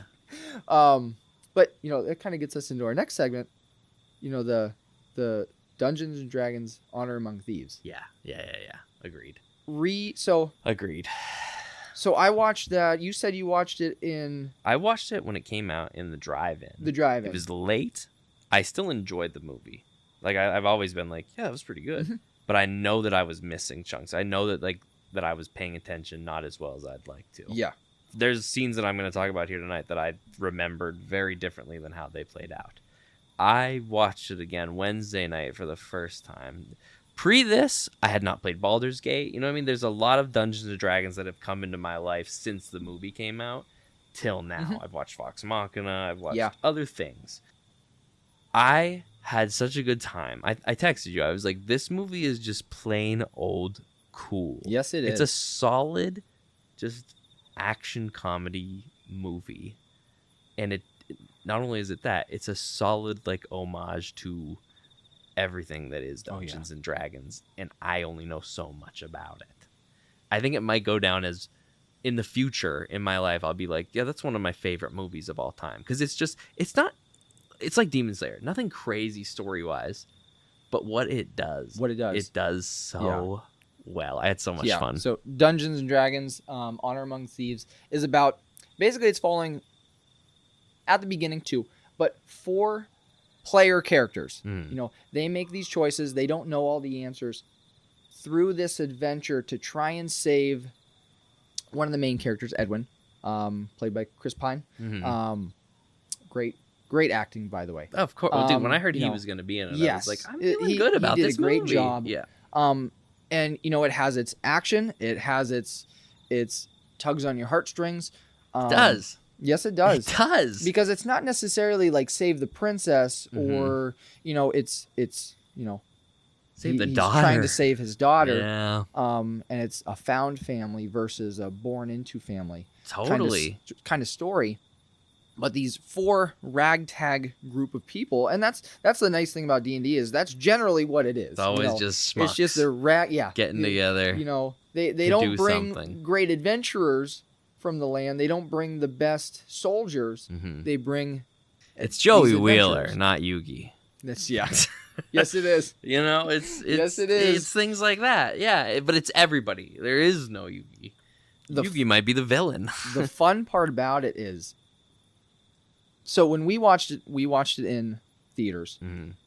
When we went, the group of people that walked in, I thought we were in the wrong movie theater because there were these guys in trench coats. Seemed like cool there was dudes. There was no younger people like us. Yeah. So there was these guys in fedoras Remember, and trench we're coats. young And still. I know we are young. Tonight. I'm getting 30. But I'm thinking, what did I get myself into watching this? Ready to watch this movie. Mm-hmm. There was no people. You had been into D&D by this point for a couple of years. Yes, Yeah. which is why I wanted to watch it. Right. The movie that happened back in 2000, I think it was 2000, was not a good hit. Yeah, it's rather older. It was not a good hit. Might even be, yeah. So I was a little skeptical, but watching this, as somebody that plays D&D and knows D&D lore, it's an awesome movie. Mm-hmm. Let me preface, for somebody that has no idea what D&D is or knows anything, it's a great movie. It's just a fun movie. Yeah, Because it's a good romp. It gives a lot of clues and a lot of Easter eggs, spells, areas, people. If you I got more out of it this time around than last time. If you don't know D&D, you can still watch it and oh, absolutely. Have a great time with it. And you can see it in the scenes too. Which ones are the player characters being manned, because they don't know. They're going through. They're unsure of themselves. They're either overly cocky. Playing these tropes of D&D player characters. And then the NPCs, the ones being played by the DM, know all the answers, don't get that development. So it's just really fun. And you can even tell in some of the combat scenes or the social scenes who rolled a natural 20, right? Who rolled low, right? Because there's a beginning segment, when they're imprisoned with Jonathan, when they're imprisoned, Jonathan. And he's going through his backstory, just like in the D&D case. Great start. Trying to talk themselves out of it. Good movie start. Good Dungeons and Dragons movie start. Exactly. Yeah, and it's nice that they don't meet in a tavern. That's stereotypical. He in game he rolled a high charisma, check to get out of prison. But he didn't know. He made the choice. They made the choice to still try and break out. Yeah. And it's even funny, that little cue of, we were gonna let you go. We were gonna let you go. You've been pardoned. But you just never know. You never know. The cameos of Neverwinter. The city of Neverwinter. They talk about Baldur's Gate. They do talk about Baldur's Gate. Yep. Which I actually didn't notice that until the second time I watched it too. I didn't catch that. Fair, yeah. Because at the time I watched the first one, I didn't play Baldur's Gate 3. Yeah. So I didn't catch that, Just as another location to you at that point in time. The Red Wizards. Sure. They're prevalent in How about it? D&D. Yeah. Some of the... And I kind of like this about it.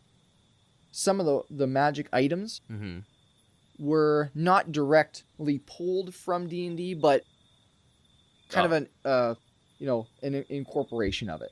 Well, I am going to jump ahead then a little bit of what I was going to talk about with the movie, but I found the portal stick being that's the beauty of D&D working funnily into this movie, because in D&D it's your imagination. If the Dungeon Master so chooses, there's an item that does the portal, from Portal 2 and Portal, the video game Portal thing, and throwing that in that movie, making it work. It's a magic staff. It does. They even start it has a name. They call it hither thither staff. Yeah, and they call it the portal staff. Yeah. And it was just in anything else, this would be a little out there. And because I know it from something else, this would be a little out there. But this is that movie paying homage to literally what can happen in the Dungeons and Dragons campaign.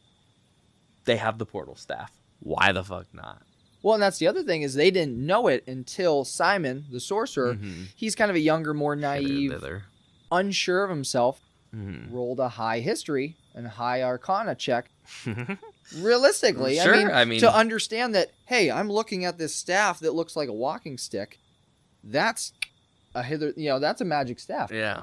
Even in some of the fighting scenes, you can see, how things might have gone south. Exactly. One character rolled low, one character rolled high, and that's the fun part. Well, there's the first fighting scene, which I dug. I've another thing. You're the person who plays the game. I'm just the guy that kind of understands the game. But even watching it now, it's when they get taken out back to get their heads chopped off, right? And I can't remember the character's name. The girl, she's talking to the guy that's gonna kill them, and you can see what are you going to do? Oh, I'm going to try to persuade him. She says a bunch of nonsense while she's getting her hands free.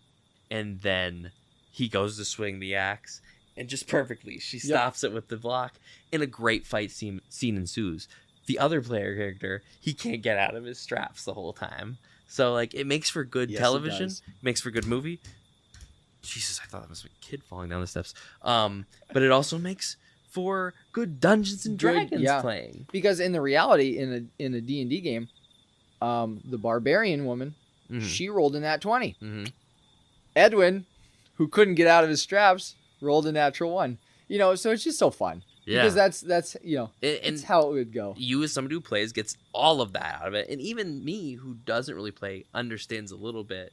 And then somebody who doesn't know it at all is just getting a fun action scene out of it. That's also funny. He ends up taking out the main guy with his guitar. Yep. Yeah, his lute. He just smacks him over, like, genius. She fights everybody, does all these amazing fight scenes, and he just comes and takes out the main guy at the end. And it feels so realistic. I almost wonder if they were like, okay, we're getting hired to make a Dungeons and Dragons movie. Let's do a quick, because you can tell, like, this movie is more of like, it wouldn't be your whole campaign. Right. It would just be like the beginning of it, maybe, or a part of it. Exactly. Yeah, a little one-off. And that's what they did to make this movie, because every scene feels like, all right, we have a fun action idea or a fun introduction idea. We have a scene in our mind. How do we craft that into the plot? Because every scene just told its own little story. Yeah. And in a way, either furthered the plot or did something for the characters individually. And it's that the whole movie through till the very end. And it's just like, bravo. To the point where, like, you're crying almost at the end. You've been laughing the whole time. You've been having a good time. Oh, my God. Yeah. 2 scenes that made me really laugh a lot. There's one that's a little simple, and there's one that's a little more complicated. We probably aren't describing the plot of this movie to everybody, but, like, watch the movie and then just listen to us talk about it. There's too much that goes on to really talk about it. A guy's kidnapped kid. He needs to save his kid, who's kidnapped but also a little brainwashed. There we go. Mm-hmm. That's the movie. And then more things happen at the end. And there's some bad guys. That's the twist there's at the end of the campaign. Sure. So, it's the scene where they first meet the really handsome. What is he? Oh, is he a paladin? No, he's not a paladin. He is is he a paladin. He is a paladin. He has a weird. He has a different name. I don't know any of their names really off the top of my head. I know, but he's you're getting to know him. He's really noble. He's a character just in a totally different movie compared to all the other characters we've met so far. By the way, also we'll get to this too. Every character introduction scene is amazing. This is his. So. He's very noble compared to our main character, who's not at all noble. Yeah. And he gives like money or something to like a bird guy, like some sort of creature on the street, and it just goes like Rockjaw. It says like something nonsense. And the way they like edit, like the whole movie became a different movie as it zoomed in on his face, and he was just like, Rockjaw to you, sir.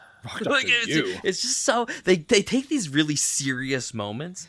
And then it's amplified because it becomes funny as fuck because it's so sad. When I watched that part, I cracked the fuck up. I thought it was so funny. Well, and kind of go off that is, you can see their knowing D&D, their player stats. Mm-hmm. So the paladin has a really, really high wisdom, really high charisma because he's a paladin. Mm-hmm. Horrible intelligence. So He jokes, can't pick up little sarcasm cues. goes over his head. He is great at parties is one of the jokes. He's just, horrible to talk to. Yeah. But he's such a nice, kind, caring. He almost seems like he shouldn't be in this same movie with the rest of the characters you've met, but it works so well. And it just, I could talk about him all day. But then there is another scene. I have to take a pee. Go ahead. I'm sorry. This will be edited out of the audio version, but the video version, there's going to be this gap. We'll come right back. I don't know. Yeah, so I don't want to spoil too much about it, but everything about the Honor Amongst Thieves between the characters being built, the story being built, you can see the in the D&D world, it's called min-maxing. You can see somebody's putting all their points into one skill that's really high, dumping another skill that they're not going to need. A lot of the players do that too. It's just fun to watch, fun to see that.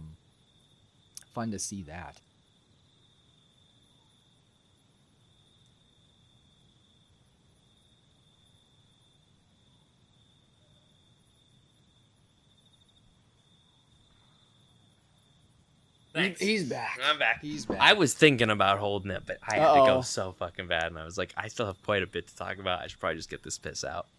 So I couldn't hear a word you were saying, but it sounded like you were keeping the shitters informed. I was telling them about just the character builds on Mhm. how the main characters are. Oh, You know, cool. the min-maxing is what we call in D&D. Okay. Is I'm going to pump, you know, I'm a barbarian, so I'm going to pump all my stats into strength and constitution, so I'm big and hardy.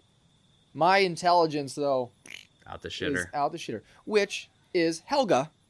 Remembered her name. Helga Kilgore, I think her name is the main barbarian. Mm-hmm. You can tell that she has very, very high strength, constitution. Mhm. She's dexter. You know, she has high dexterity. Mm-hmm. You know, lower charisma. Mm-hmm. You know, just Lower because she's so intelligence. lower intelligence because she's so intense. Yeah. But she has decent wisdom because she's motherly. Mhm. You know, she's basically the Edwin, the young girl's adopted mother in a sense. You know, Mhm. mother figure. Yeah. Oh, for Mother sure. figure. Whereas, you know, Simon, the sorcerer, you know, low strength, you know, Low low charisma. dexterity, low charisma. You know, he's bad with the ladies. But he's got to have some wisdom because he's a sorcerer. He's got a little bit of wisdom, but sorcerers actually use charisma. Charisma. They actually do use I'd charisma. imagine. But go on. So you said there were two parts of your favorite. Oh, right. So it kind of goes. It's Helga. You said her name is, dude. The scene where she goes and meets her ex-husband is so fucking funny. That was funny. From beginning to end for different reasons. She's so the into scene, smaller guys. So the scene kicks off. You've gotten to know her throughout this movie as Helga, as this big tough barbarian woman, and you know she was in a relationship. You know that it's ended. It went badly. They give you little cues, but you don't really know the details of it. And then she opens the door to meet her husband. Actually, even before that, she's like, new roof. Like, yeah. I it's saw just- you painted the soffit or something like It's that. such a Yeah. real scene because from where it starts to where it ends, opens the door. One, it's Bradley Cooper, so that's funny right away. But he's also like a halfling. He's a halfling. He's a so very he's small very guy short. compared to her. So right out the gate, it's comedic. He's very meek compared to her. Like Oh two my very God. different. Two very different people. And then it cuts to them being in the house and they're talking and they're kind of like going over new things and it feels very real but still comedic. And then the new girlfriend shows up, the new future wife who is basically her. Just got done like carving a cow Yeah. or something like that. This very big, imposing woman. So it's funny for that. It's that awkward encounter, right? And then she leaves and they start talking and they really have this legit, very serious relationship conversation where like going into this, you might have thought Bradley Cooper was going to be a bad guy, but it sounds like she was the bad guy in their was just relationship. And bad it's at- just this, he's like, well, she doesn't drink every night and, you know, trying to make a home. And Doesn't make me cry. it's such a serious scene in an already funny movie. Like, I laughed so fucking hard at that. Like, the delivery, everything about it. And then she walks out of there just like, I'm going to show him. I'm going to do something amazing. And it's just like, it's so funny. she never learns. those and- parts. It was, I made Miranda watch it. Like, I was like, she was watching Sora. And I came in and I was like, I'll watch him. I rewind. I want you to watch this scene because it's so funny. Because it's so real for like a bad, like how a relationship might end for some reason. And oh my God, all of it. Hysterical. So that's the movie we're working with. It's willing to go there to be funny. Mm-hmm. Yeah, my favorite was the sequence because they had a lot of different sequences. Mm-hmm, You know, they had two heists that they had to complete. mm-hmm, Kind of breaking in, getting some reconnaissance. mm-hmm, Also another heist of trying to get into this vault that they were trying to get into. mm-hmm. You know, and what they did for that was they used the portal staff, the Mhm. hither staff, Mm-hmm. create a portal on one side of a painting. You know, they got through it. They stuck it to a carriage, horse and carriage. You know, were able to pry their way through. You know, but you can see where you know, Simon was like dragging through. He was Mhm. having a hard time The whole just heist scene love, itself. yes, the whole heist scene itself. One was person's like awesome. kicking ass at the heist. There's another Yes, guy that's just just dragging them down. like but half they his still got fucking it. body is in one side of the portal. When they're trying to figure out where the Helm of Disjunction was, they had to go through this sequence of talking to these people, but those people were dead people. People were dead people. Funny scene. The spell Speak with Dead. Speak with I've Dead. used it on Baldur's Gate. You animate them. You get 5 questions that they get to ask them, and then they die. It's so funny going through that. Asks him a question. Edwin does, and he looks back to the group. 4 questions, right? Yeah. And then it's like 3. Yeah. And then just that sequence of talking to them, and then at the end he asks their question, got the information, and then just leaves the last one there, animated. So he's like, "Please, kill me." Yeah. It's just a fun sequence. I didn't watch it this time. Is there a post-credit scene where it goes back to that dead guy? I did not see the post. Okay, I thought I might have remembered that, but I could be is. misremembering. I think there is, because it seems like a loose thread. You got to at least comedically tie. I was back watching in. these screen rants where somebody was saying if they made a second one, they should bring that guy back. Yeah, he's still sitting Yeah, there. he's still animated. He's got a still question to answer. He has one more. Just don't ask him what his favorite color is. Yeah. Which is Graceful. just the comedic portion of it. Which is such an important addition. I think that's the difference, because like that old Dungeons and Dragons movie, it's not funny. It has no funny. It has no humor in it. It's like, yeah, Dungeons and Dragons has this in it, but it needs to be funny. It needs to have feeling. Yes. The reason you're playing the game is because it gives you a feeling, no matter where the story goes, and that's what that movie does really well. Well, I don't know if you caught this, but when they're in the games, the labyrinth, and they're going through that sequence, there's there's monsters in there, there's displacer beasts, there's mimics, there's gelatinous cubes. There's one. I got to jump into that one. There's one Easter egg in there that I caught the first time, but it took me a little bit of time. I don't know if you caught it. Probably not. The different groups of people that are in this, basically, this labyrinth for the king. It's like a Hunger Games kind of deal. Yeah. In a way, these people trying to get through this labyrinth for the show of the king, before the ending sequence. But one of the groups, and you might not have noticed, they were a little more colorful.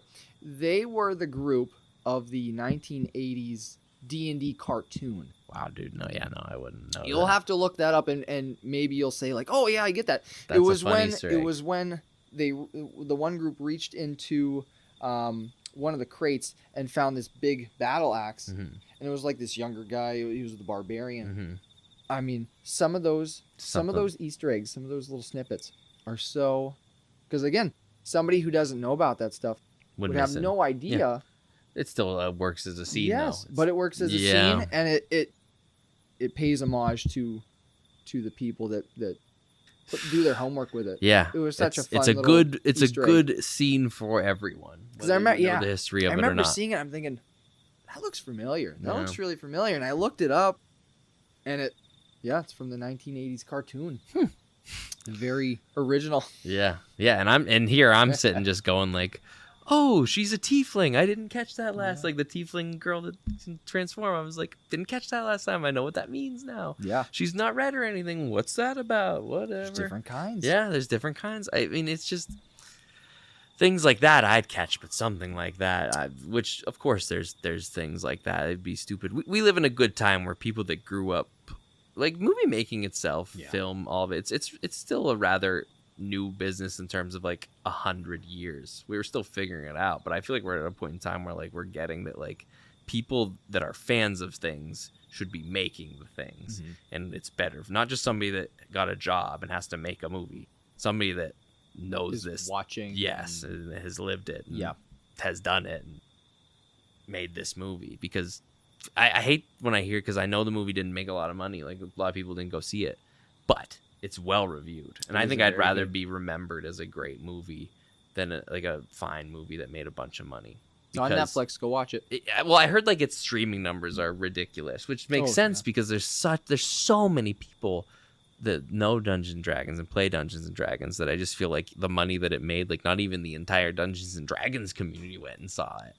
And that could be just the times we knew you could get it at home if you just waited a couple months. But it's a good one. What did you think of the final fight sequence? Amazing. I think every battle scene in this movie was so compelling.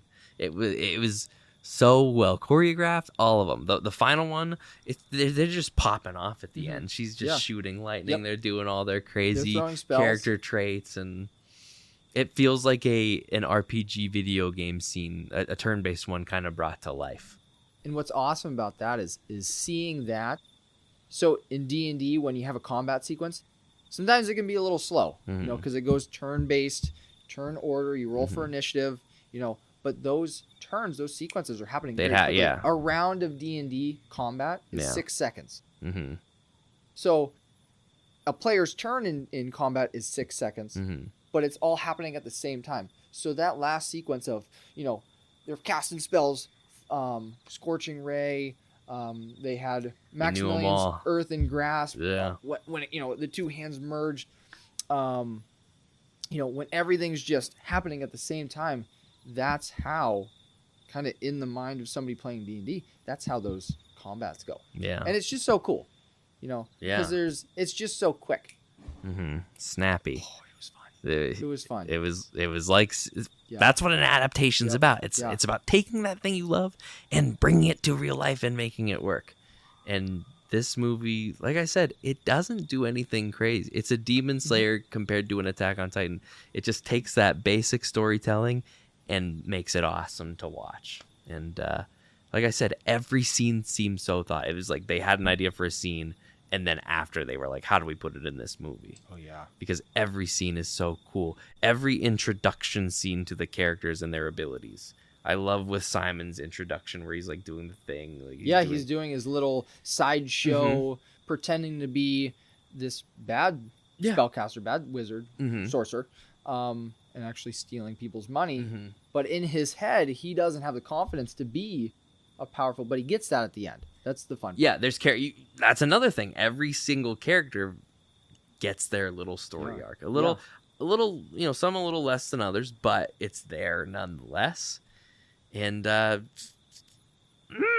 love seeing it. I mean, you almost forget that Simon or I can't remember the girl's the shapeshifter. Yeah. What her name is at all. But both of their introductory scenes were like, you could almost forget you're being introduced because it's just a fun scene. Simon flips everybody upside down. They fly out of the house. Like, it's a whole fun scene. And that's how you're getting to know this guy. She saves that girl from being murdered by transforming into the owlbear. And it's a fucking owlbear brought to life. It's a fun scene. It's cool. And you're getting to know her. Like, and because you got to know them so well, it's not a long movie. It's 2 hours, but you feel like you know everybody so well. Maybe because of such a great introduction, And even at the end of the movie, the MacGuffin or the basis driving the story is gaining the resurrection stone. To bring back Edwin wants to bring back his wife. She died. They get it at the end. Again, we said spoilers. Near the end, yeah. They get it near the end. He thinks he's going to use it. You go the whole entire movie thinking he's going to get it and use it on his wife. Plot twist. Helga. The barbarian. She takes a mortal blow. Mortal blow. That they have to use it on her. Yeah. And it's an emotional scene out of nowhere. You're watching like the memories of this little baby growing up, recognizing this woman as the mother she knew because her mom's been dead since she's a baby. And out of nowhere, you're about to cry watching this movie. Yeah, and we talked about it, but that's the basis of D&D is that could have went a whole different way. They could have survived. They could have got that resurrection stone and resurrected his wife at the end. Or they could have had to use it on somebody else.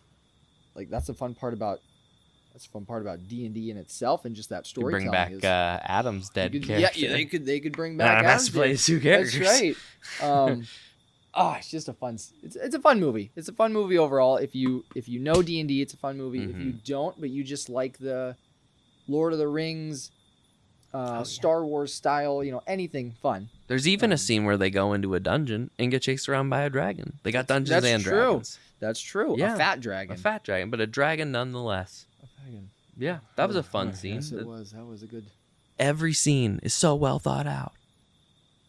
I had such a fun time. Cool was the only, when I texted you, I was like, this is a cool movie. It was this a cool movie's movie. just cool to watch. The characters are cool.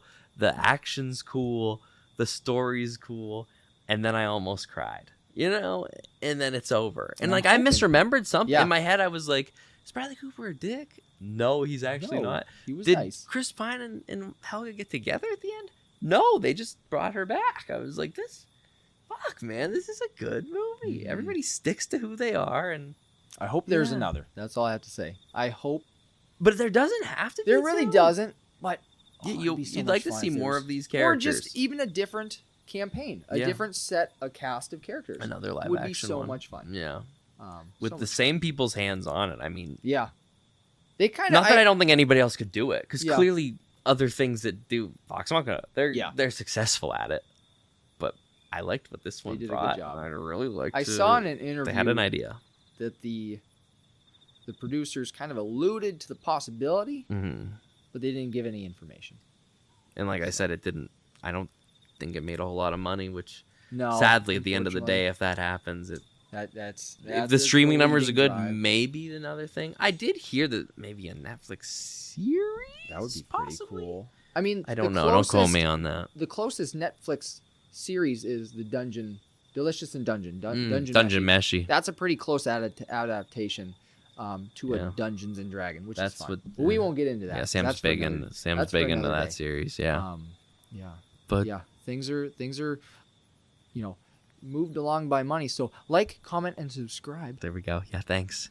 All things can move along. This podcast could, in a way, me and Braden kind of wanted to start designing this show when we first started, way, way, way back before we were even putting it online. Whereas we were gonna tell little anime story arcs Yeah. for our characters. We didn't really stick to that too much along the way, but in a way, it's still that you're hearing from us every week and hearing our real life lives and how they go. We don't really get into personal shit, but my nerd shit's kind of my favorite that's of our my personal stuff, personal though. shit. Yeah, so That's gotta kind have of hobbies. a good thing I wanted to ask you. Mhm. Is your personal nerd hobbies. I don't want to take up too much time. I don't know if you had anything else you wanted to talk about, This was my day. but I really wanted to ask, what was your catalyst when you started to liking and enjoying the nerd life? Oh God, to anime, video games. I don't think I ever had a chance. Do you have a certain thing or moment that hit you like, yes, this is what I really like? Because I have one. I want to hear yours. Tell me yours real quick, wanna- because I don't, like I said, I don't know if I ever had a chance. I think I was all So- this is just always what I've liked. He's been mentioned here in the past. Oh right, you gotta pay homage. I to gotta your pay boy. homage to my big brother Sean Nos Ragnalettis. He was the big catalyst to me being who I am and liking what I do. Mhm. Him and I and our buddy Ernie, we play on a weekly gaming. I guess it's a schedule. Mhm. We don't stream, we don't do anything, but we just play games It's every for fun. Tuesday. Every Tuesday, the Men in I Motion. even know it. Yep. Some people are, We're aware. they're added into it, but not everybody gets on. But starting off, our first console was Nintendo 64. So early 2000s, Christmas morning, we opened up the Nintendo 64. Mhm. We had the games like, Pac-Man, Dig Dug. I think my dad bought us like a NASCAR. We kind of played it. Yeah, We kind of didn't. We opened up Super Smash Bros. Yeah, for the 64. 64, yeah. And I have to say, Oh boy, and that's where the that Sidlingers was- fucking started it all. because here's the thing. Sean, being my older brother, me being the younger, he did not treat me like the dumb, annoying, at least I didn't think so, annoying little brother. Mm-hmm. He did not say I couldn't play games with him just because of my age or me not being good. Mm-hmm. He Just still allowed me to play. And even Mhm. if we weren't playing correctly or the way, that we should, I was still playing along with him. Or I did a lot of watching him. Mm-hmm. How old would you say you were? I mean, I was born in 95, so 5 or 6? probably 6, yeah. Yeah. 5 or 6. When we started, even when we got the GameCube, got Melee, and started playing those, when we would play different games, I'd watch him play the different Legend of Zelda games. Mm-hmm. And that was probably my favorite thing, was coming down on a Saturday morning. Just watching your boy and just play. watching him. Mm-hmm. I love video games. I love playing video games. But I have this stigma with finishing a video game. Mm. It's almost like I don't want to finish it. And I've finished some video games. I don't want to finish it because I know then that story ends. Mm-hmm. I think I also don't like to finish it because I almost don't know how. Like, I've watched Sean play and finish so many video games over the years when I was younger that's kind of like, I know to watch him and take that story in. Mm-hmm. We played a lot of Smash. We played a lot of Legend of Zelda, a lot of different fun games. I think it was for the Wii U. Oh boy. Super Smash Bros. We got into that. We played all the time. I know we played quite a bit down here. Yeah, I remember but you guys fucking lived together. We lived together, so we played a lot. Yeah, we spent a lot. I mean, Yeah. we grew up in the same room together. We had a little tiny TV with one little cable button that if we... Nas was one of the only people that owned a Wii U. Oh. Fun fact. Yes, yeah. Not a lot of people did. No, I know. And we would play every single day, Yeah. as our pastime. We'd get home from school, college, whatever, we would play. The point that, and he did this for me, the point that I really said, I love playing and I want to continue playing, is I think we were actually here. We were here, I don't know if it was for a Thanksgiving or what, but this was years ago. We were all playing Super Smash Bros. I think we were actually playing on the Switch. Probably. I mean, that's been out that's for when years you can now, that's when too. you can play up to what, 8 people, 16. 16, I think. a You lot get of people. Ton of people. We had a lot of people playing. Yeah. And Sean, it's been mentioned that he is great at Smash. He's great at Smash Bros. Competitive. Yeah, he's good. He's I've learned all my moves from him. I've fought him. He's a good person I've to get played your moves against from. him. He is very hard to play His against dick. just because he's so good. Yeah. I remember we were sitting down here once playing. I think Becky was here. You were here. A lot of people. I think it was a party. Usually when we set the TVs up to do that. We were all playing, and somebody made a comment on just how good Sean was, and he said, "Sean, this is for you." He said, "The only other person that I think could beat me." Oh yeah. Is Brad. I think I remember that. And I think that really consolidated that somebody else saw you as your equal. Yes. As his equal. Yes. And I've always looked up to him as he's the guy that I've always watched play video games. Even sensei. when I was my sensei. I was Senpai. never good at video games, but I want to say from playing with him, he can't even beat any of them. I know I can't even beat him. But just playing with him and knowing that even the games we play now, Monster Hunter, you guys talked about that. That's a great game. Love it.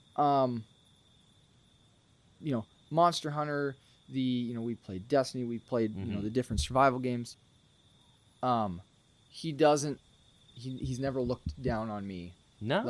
You're not good at this game. You can't plays play it. Yeah. We just play, and he's boosted me up every time. Yeah. So it's been an incredible journey, along with shows too, along with anime. When he got me into Full Metal Alchemist, when we used to watch One Piece together. I just want to say I got Nas into Full Metal Alchemist, so in a way I'm Brad's grandfather. You're my grandfather sensei. I'm a butterfly. These different shows, and then now playing D&D with him, Right. playing all these games, Pokemon, And yeah. You got him into it. That you Yes, know what I mean? That's you're part right. of growing up too. I You got him him into I Dungeons got and him Dragons. into Dungeons So and like, Dragons. And he does like a great job. teeter-totter. It's very fun to play with him. The story that we're making, very impactful. It's fun. yeah, It's been an awesome ride. it's been an awesome life. I could have been into with your cars and yeah, dirt bikes, but but fuck that. Yeah, no, yeah, you wouldn't be sitting here. And I not wouldn't that I be have a here problem right with now. people. Like I have friends that like that stuff, but they don't come on this show That's right. and talk about Dungeons and Dragons for 2 hours. So, yeah, that was my big drive for playing, was just to, I think in my head he made me feel like I was good, Yeah, that is a pretty good feeling. That is a pretty. I mean, I would say I can't speak to any of your other video games, but you're pretty good at Smash. So Thank you. I mean, you Thank had a you. good. You practiced with the best. You're only bound to feel become like I have. as good. So yeah, So, your whole thank life you. since N64 in 2001. I played Elden Ring with him. Still, again, didn't finish the game, but I did play a lot of have Elden Ring with him. Yeah, Elden Ring's tough. That was a long game. We got into. I kind of got him into first-person shooters because he was never a big, Call of Duty. But he bought me my first Dark Souls game, thinking it was going to be a fun game. No, it was not. For him, it was a fun game for him. He loves it. Misery. Nos gets off on these fucking hard as fuck video games, which it's good because, like you've said though, like when I play an online game with Nos, I'm never too worried. Like I feel like we do die in Space Marines too a lot, but that's also not one of Nos's like games he's good at. He could be if he played it more. Yeah, he's crazy. When I play games that I know Nos knows how to play, I'm just like, we'll be all right. Yeah, we'll be fine. And if we're not, I better run. He's good at games. He's good at video games. Any game. He's a Jared Lipsy on video games. Yeah. Yeah. He puts a lot of time, a lot of effort. Yeah. Nos, looks like we're keep it up, Nos. We're sucking your dick more now than when you were on the show itself. That's what we do here. I wish I had, because like I've always just been into this shit, so I don't have like a moment where like it's just like I said, I never stood a chance. As far as I remember, I've been like superheroes, are cool. Lord of the Rings, Harry Potter, cartoon. I don't know, all of it, everything that makes nerdism. But I did have a friend growing up who made me feel like liking this shit was cool. So I think that's an important thing to have. Because he was like a brother. He is like a brother figure in my life. His name's Ryan Kreis. I was also in his wedding. I gave a nice speech at that. Allegedly made him cry. I don't know if he listens to this show, but if he does, I know that. Please subscribe. Your cousin told me. But he's a year older than me. He graduated a year ahead of me. We grew up together. His mom's my godmother. And he's amazing at everything he does as well. Yu-Gi-Oh! From growing up, like he was just good at shit. And but there was one thing that like stuck to me when we got older, like around like I was in 8th grade. He was a freshman in high school. Was like he just flaunted that. Yeah. And people liked him, and he was a cool guy, and that like gave me the confidence to be like, I can be into this nerdy shit and still be a cool guy. Like it's not lame. And that was around when it was starting to be cool to like this stuff. Back then, you were not cool if you liked this stuff. It was dicey. You were cool if you liked motorcycles, football, and I'm pumped that we live in a time that like people that play like professional baseball and basketball are like referencing anime, and like anime is an accepted thing. Yeah. The Olympics, they do it all the time. Wasn't just when we were in high school, not all that long ago. So like he was a person that like allowed me to see like you can like all this shit and be cool, and it's normal, and it's fine. You're not lame for liking it, right?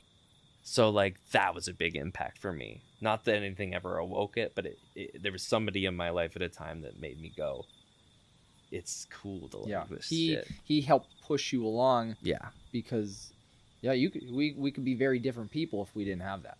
I mean, I feel like I'd still like this stuff, but I'd maybe be more quiet about it. I certainly wouldn't be doing this podcast about it, but like also like it was at a time in my life where like it was like 9th grade. Like, am I going to be this kid that's kind of quiet about my hobbies, or am I going to be somebody who I am as a person, likes people, talks to people, opens myself up to people? And because of that, I feel like I made all the friends that I have. So, and the people that I just kind of know. I talk to people. You used to carry around a Buster sword, and run around yelling, "Believe it!" Yeah, I used to. Stop it. Yeah, if you ask Swag, I used to run around with my arms behind my back, and I think everybody did. I've made some silly choices, but hey, that's what makes you us stand by them. That's right. Yeah, and that makes us who we are. Being a nerd, we're only in the dark in this show because of swear words and alcohol and stuff. We're not in the dark because we're quiet about it. No, we're letting it out. And I don't know who I'd be if I didn't like these things. Yeah, I know. Maybe I'd care about the economy. Too, I've opened up more about like to the world and my likes about it. You know, I was definitely for a while like not around you guys, but a closet nerd. Other people. That's what Brent called me once. You know, especially like when I started D&D, talking to people, realizing that it's more common than it's not, even in adults. You know, like my mother-in-law used to play.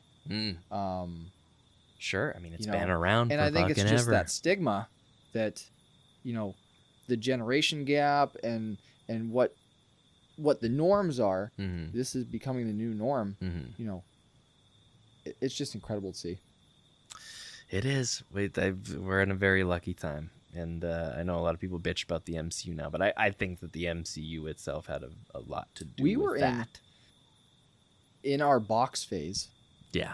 Viewers might not know that, but in our box phase, I think about that box all the time. That was right when things were...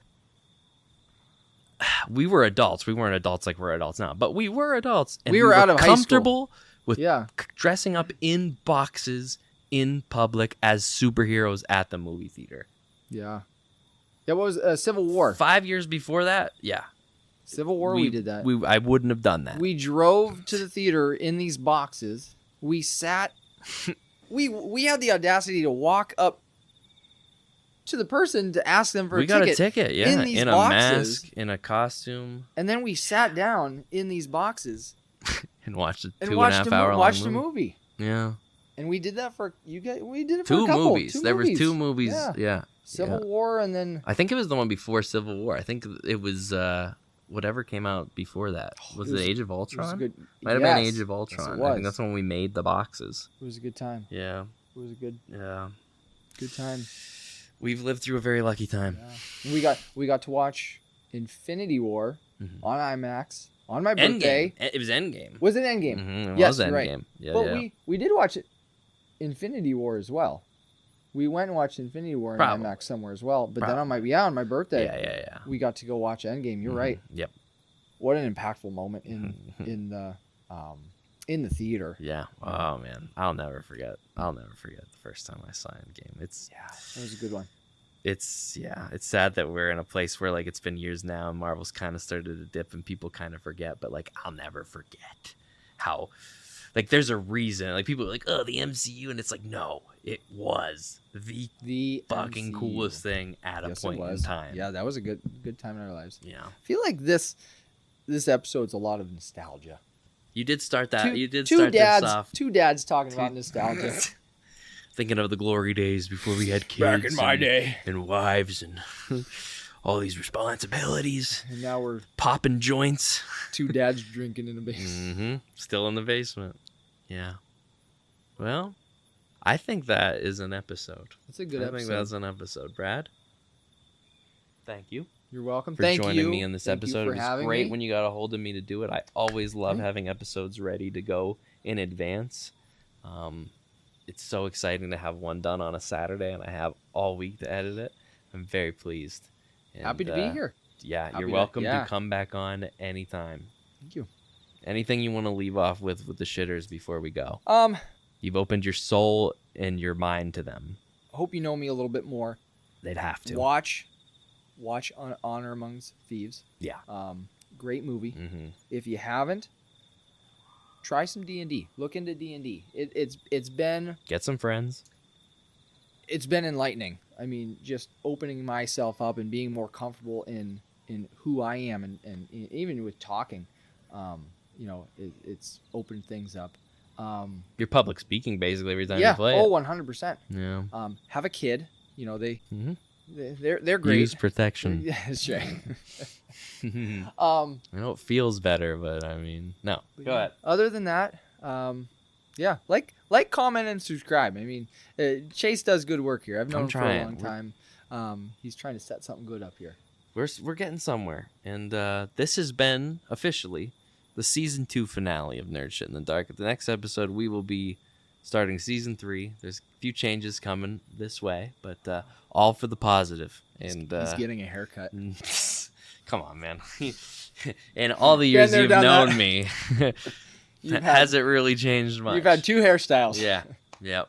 And this one stuck. Yeah. So that's not it. But I'm not going to spoil anything. I'm going to keep everybody else in the dark. Yeah. But you'll know as soon as the next episode starts. But for now, enjoy this finale. It's been a great one. It's been a longer than usual one, which is always my favorite. I love them when they're longer. Yeah, don't cut any of this It's out. like my ex-wife. But yeah, shitters. We'll see you next time. Good night, sleep tight, and do not let the shit bugs bite. Don't do it. We love you.